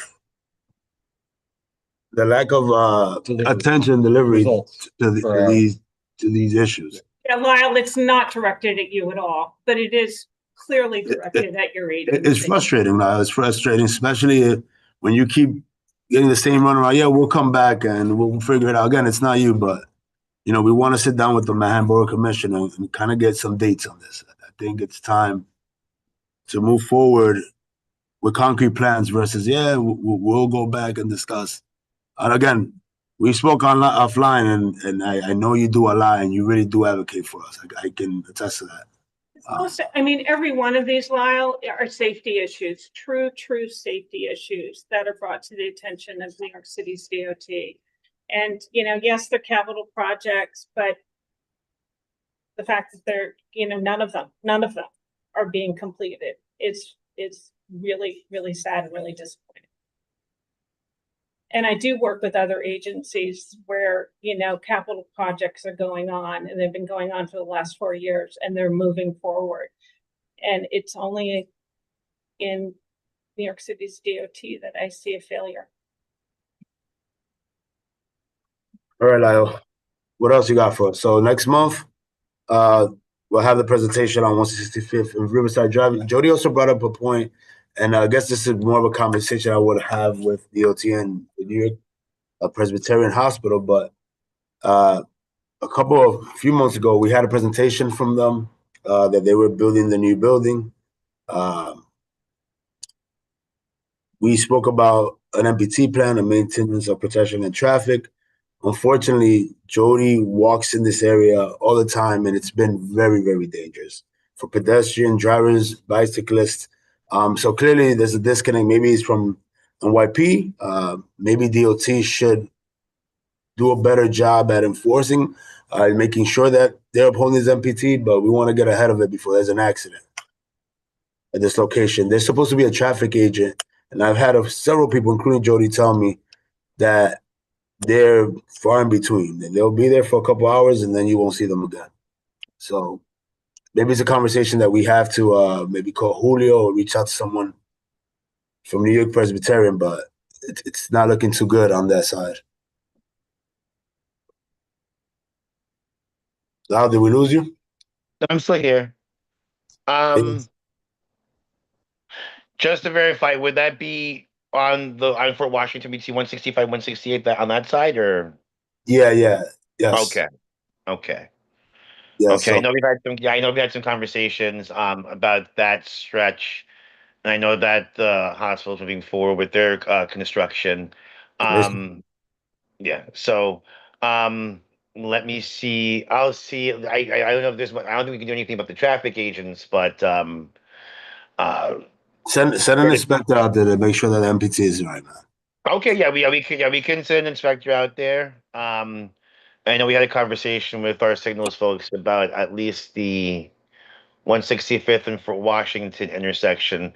Ideally, the hope is that when the project for 165th and Riverside gets moving along, that should hopefully make everything that surrounding area flow a little bit better. So we'll, like I said, beginning next month, we'll start to have those conversations about that intersection and the surrounding locations. And like I said, we'll see where that takes us. I have one question. We've been promised cameras on Fort George Hill. Years, and we never got them. I can answer that, but I also answer as well. Go ahead, Allow. So they've been promised speed cameras on Fort George Hill, but we never got it. And Allow. Go ahead, Allow. I know that speed cameras tend to fall under state jurisdiction. We get a certain amount of cameras allotted that we can put around the city citywide. If Fort George Hill is a location that should be there in the future, my assumption would be that with the next round of cameras, if approved, Fort George Hill should be one of those locations. But yeah, I don't have any updates on speed cameras now. I'm not sure where that stands, but usually, like I said, at least as far as the increase in speed cameras and red light cameras, that's more state jurisdiction than city. So once we get the word from on high that we can install an additional amount, trust me, we'll go ahead and do so. It's just a matter of when. Yeah, so New York State is the one that authorizes it. Right now, currently, I think in the city we have 600 something. Saying So New 7:50, York State is the Dan. one that authorized it. Right now, we're allotted for New York City, which is ridiculous. The state. We only allowed in the city 650 cameras. I know that the council and I think the state legislature as well, they're in talks and they're trying to figure something out to pull those numbers up. But again, that's starts at the state level, and then DOT. Yes. Once they get authorization, then we can kind of push in our area, Yeah. depending on if there are injuries and traffic incidents and stuff like that. That's what they look at. Exactly.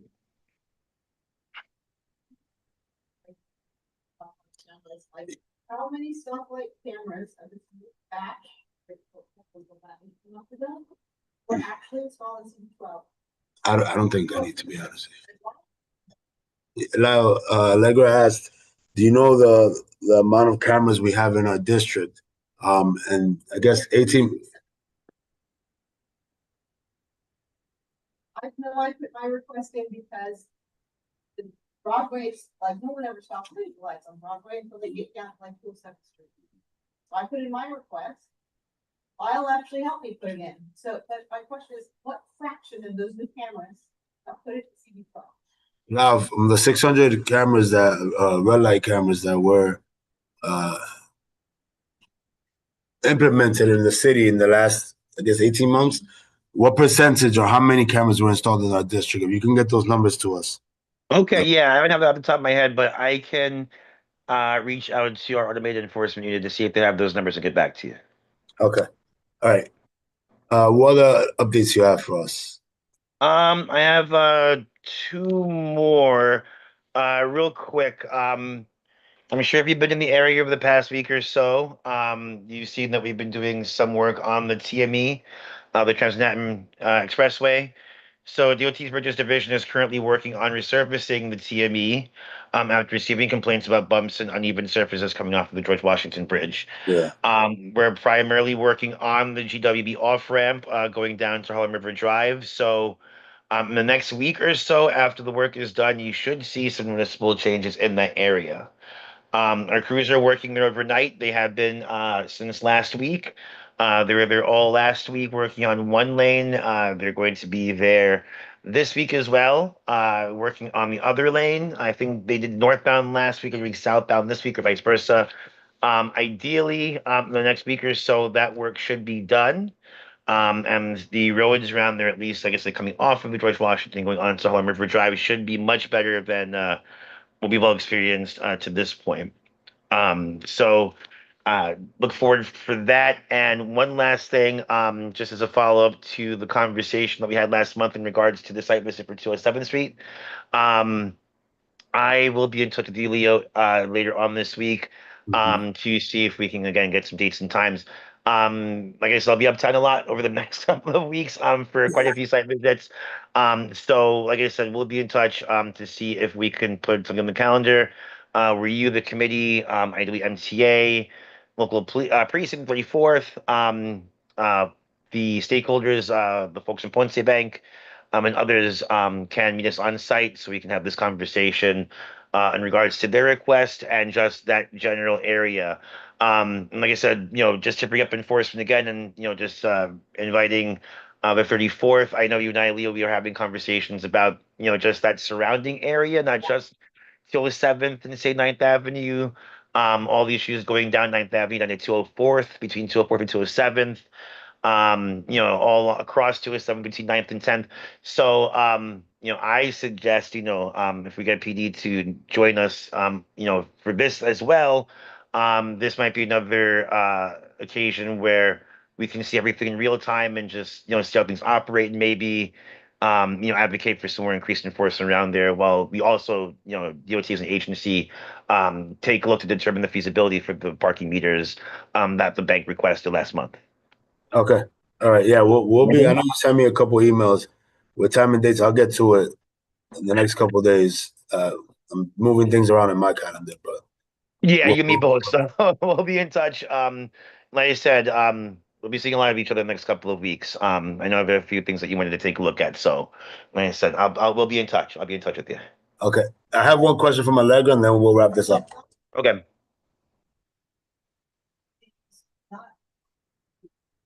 So I spoke to management and the owner. They're 18% occupied. 18? Yes. The building on the southeast, the Miramar, it's the gigantic is 100% affordable. Starting December 2026, they'll have people moving in. I spoke to all management, and they're expecting by quarter 2 or quarter 3 of next year it to be at 85% capacity. That's again what they told me.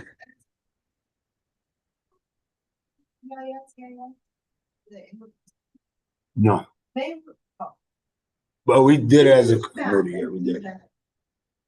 Prior to that, many of those intersections were rated D, Mhm. and then the prediction of the rezoning was that they would go with F, Mhm. but that was before, like, Mr. Madden, when he was put into 28, where he built there, so. Yeah, It's healthy tax. it's- And they don't have to be your way out of it, but they definitely, something, can't find a way, they're also planning to do a bike lane along.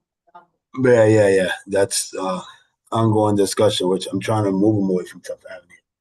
Somewhere where I drive by that corridor every day. I don't see a lot of bike It's crazy. traffic.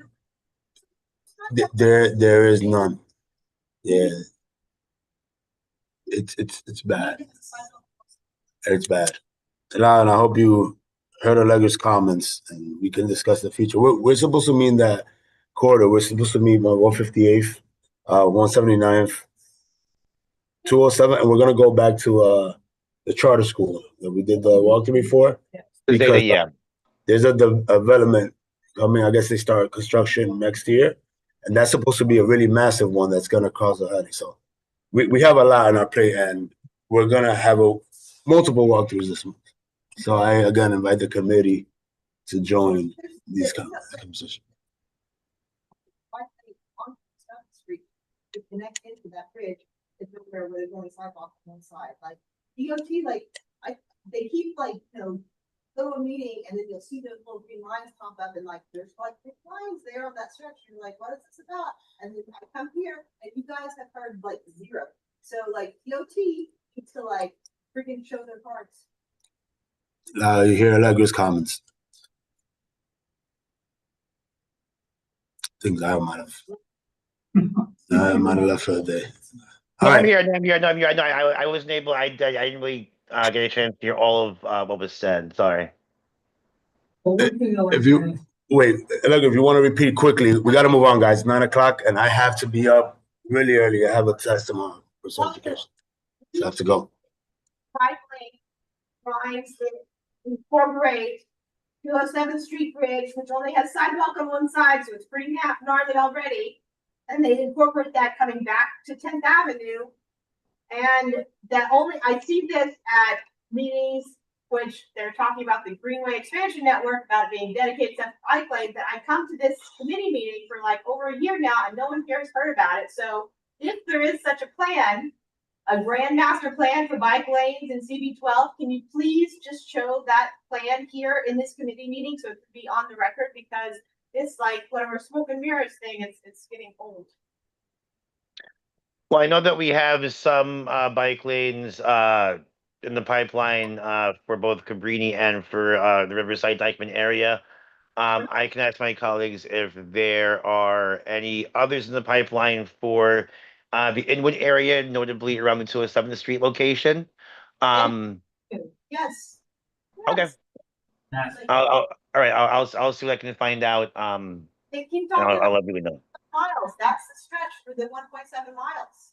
We'll look into that. If you can connect us with Jennifer, I think that's Jennifer's team, and we can have an open discussion just to see what anything that's coming up. We have one more question. Keep it short. We're moving on. We have one more thing to discuss.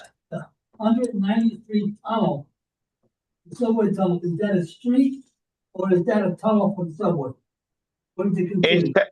It's technically a street that DOT maintains. So I guess just as far as an update on that, yes. So our Bridges division is maintaining that area for now. There is a plan that we're working through with DDC in order to do the refacing and the renovation of that tunnel. I don't have any specifics as far as the time frame, but I think that we should have some information for you fairly soon. I'll reach out to my colleagues to see if they have any updates that I can pass along to the committee in regards to the tunnel. So I'll be in touch about that as well. All right, thank you, Lau. Appreciate you jumping on. We'll connect offline. Again, Lau, I know that you Absolutely. take the beating from us. Lau is actually really good. There's a lot that goes onto the back end of it. We won't discuss at this committee. There's a lot that goes in, and he's only able to do so much and come to us with what he has. He's amazing. He shows up and he at least. He takes his beating. He takes his beating. Well, sorry for me. I don't take it personally, but thanks everyone. Like I said, I try. But like I said, if there's anything that you need from me or DOT, please let me know, and so I'll see what I can do for you. All right, thank you. So we'll move Thank you, on. thank you, everyone. This is just a conversation to start. Fred had brought it up quite some time ago, and Ebenezer has been a big proponent, especially after the pandemic. But we might want to consider as a committee, and the conversation has to start with sanitation. So I have to have a separate conversation with sanitation. But we want to bring back alternate side parking twice a week, the regulation twice a week. There's a lot of warehousing, as Fred has mentioned in the past, and it's a huge issue. It's a huge issue in our area. This, I wouldn't say I would alleviate the issue. People are gonna and do stuff they're not supposed to, but it would put a battery on sanitation's back and NYPD's back to do some enforcement and ticket. I think if you have consistent ticketing, people kind of get the clue. So I just want to have that discussion on that, on alternate side parking twice a week. Yeah, I know Sonia's not a fan, Sonia, but unfortunately, it's a conversation. I drive too, Sonia. I drive every day, all day. I do because of my job. I have to go through all the boroughs on a daily basis, and it would take me hours to get from the Bronx to Queens, Bayside, Queens. It's just not gonna happen. So I have to drive. There's people that use it for personal use, for work, leisure, whatever it is. I'm not mad at it. I think that as a community, we have to learn how to live with each other. As a person who drives, I cannot negate that streets are dangerous for bicyclists. It's just the truth. Vice versa, people who ride bikes, you have to understand that certain people need cars, and it's not going anywhere. So we have to work not only as a committee or as a community board, but as a community to really navigate these issues. And I think this is one of those solutions. Again, we're not passing a resolution today. We're going to have more discussions on it. We have to get sanitation to see, because prior to the pandemic, we had alternate side parking twice a week. During that pandemic, I know that our community board voted to eliminate that because people. Oh, so there you go. So it's something that's been a hot topic. I know Ebenezer has been very big on this. And not only Ebenezer, he's had a lot of complaints. So it's something I want to bring to your attention that we're going to be discussing in the near future. Again, everybody has their own opinion. I'm one that thinks that people shouldn't wear houses. You should not, now it's always been legal, but now they're actually enforcing it where you come out, you have to move your car. You can't wait there, just wait to street cleaning to come. They don't do it. They don't do it.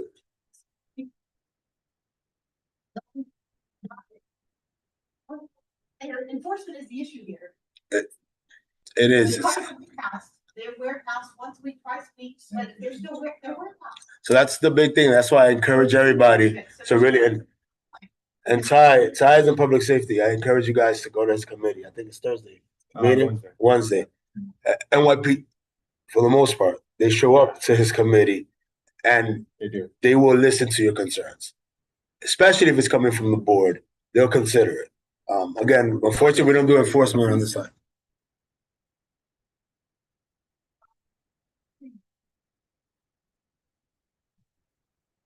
What happened, Fred?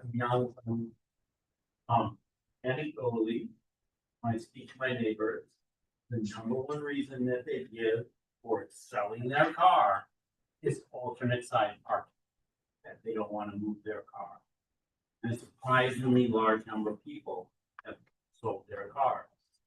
Alternate side parking comes twice a week to each side. Those people that really don't use their cars will be incentivized to eliminate their cars, because now we're talking time.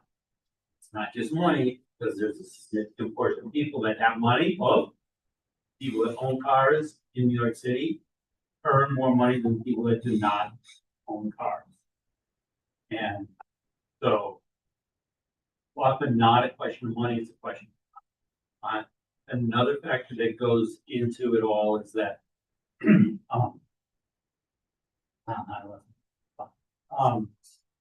I'll just go back to that, it's not totally relevant, but in the last snowstorm, when I cataloged people that had not moved their car for over a week, it was roughly between 30 and 40% on every block. That's basically what we're looking at. And the premise is that it's not even a premise. We know that city streets are public good, being used for a private purpose. Since they're being used for a private purpose, you don't have, it's a privilege to park your car on the street. It's not a right. As a privilege, something that should be regulated for the benefit of everyone. So first step to take is increasing the alternate side parking to 2 times a week. From there, we can decide how we want to allocate this public good.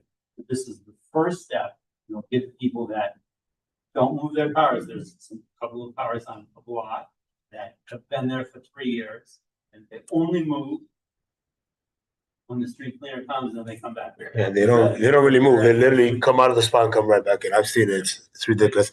Let me allow. It's a step forward, and just like in Hamilton, when they argue about the Constitution and its flaws, we're not talking about enforcement. We're not talking about the future, which none of us know. We're only talking about what's good policy and what should be enacted. This is good policy, and it should be enacted no matter what the flaws are. Additionally, there's a new administration coming in. None of us can predict what parking enforcement will be in the future. So I heartily recommend that this subcommittee puts forth whatever it can to promote this policy change. Thank you, Fred. Let me allow Sonia. She's had her hand raised for a while. Sonia, go ahead. Hi, I'm not really clear on the reason to reinstate twice a week alternate side. Can you clarify that a bit more, please? Yeah, so Fred explained. So what's happening is people are warehousing. Warehousing is the act of not moving your car for any purpose but the street cleaning. So when you know that you have to move it on this day at this time, you come out, stay in your car, and then you'll move to the side so that the sweeper can pass by, but that's all you're using it. There's numbers, a date on that. I think Fred has pulled it up for the warehousing. The last survey I did show that 40% of the people did not move their cars actively. So he did a bit of a survey for an area. I wouldn't say for the majority of our area, but for his specific area, and about 30%, 35, 40% do not move their cars, which cause parking issues for people like you and I who drive. So now I have to go home and look for parking for the next hour.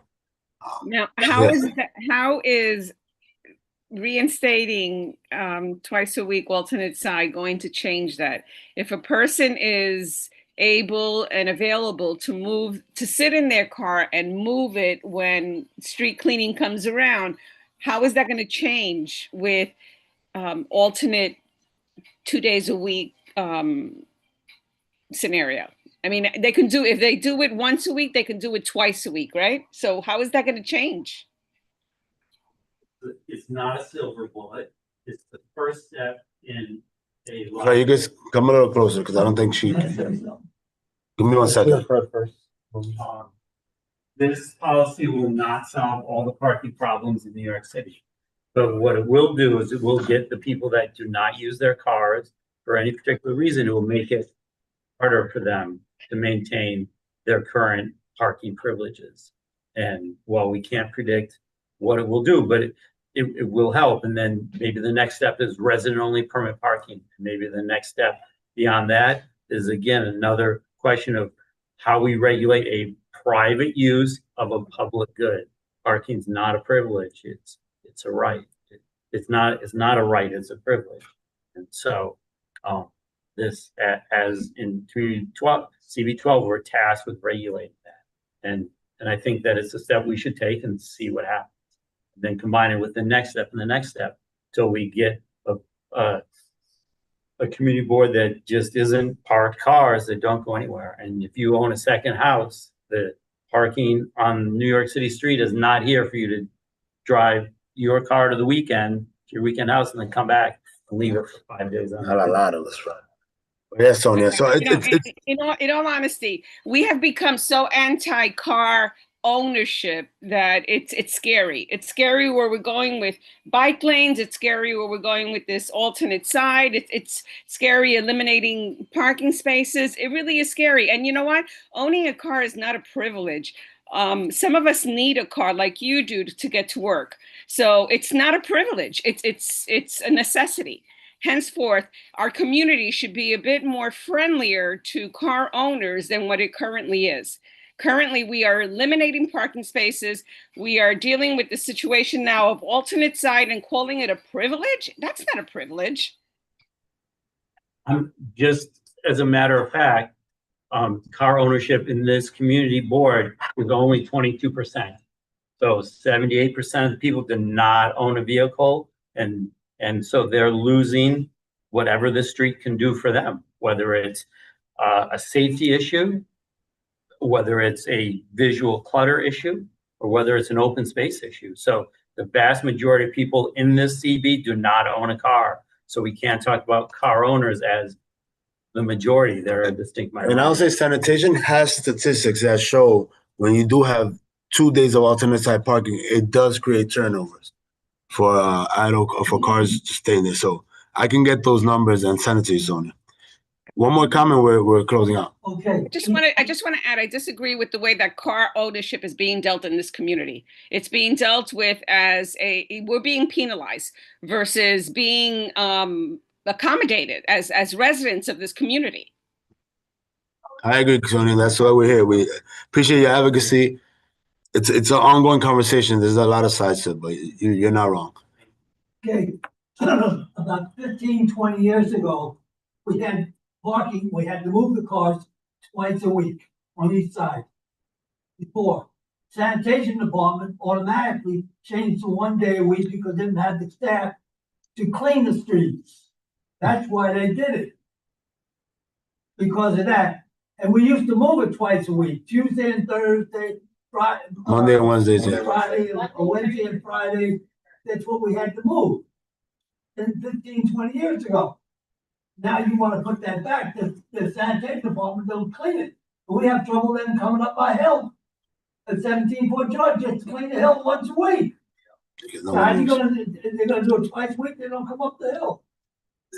Peter, and then we're gonna wrap So up. another issue that's not discussed at all when this topic comes up is you're literally talking about doubling the amount of carbon emissions that occur because you double the amount of time people spend in their car idling and moving their car unnecessarily, because unfortunately the warehousing issue is just going to continue. Most of the people, again, this is anecdotal data, but on my block, it's just retirees. They're just going to continue doing it.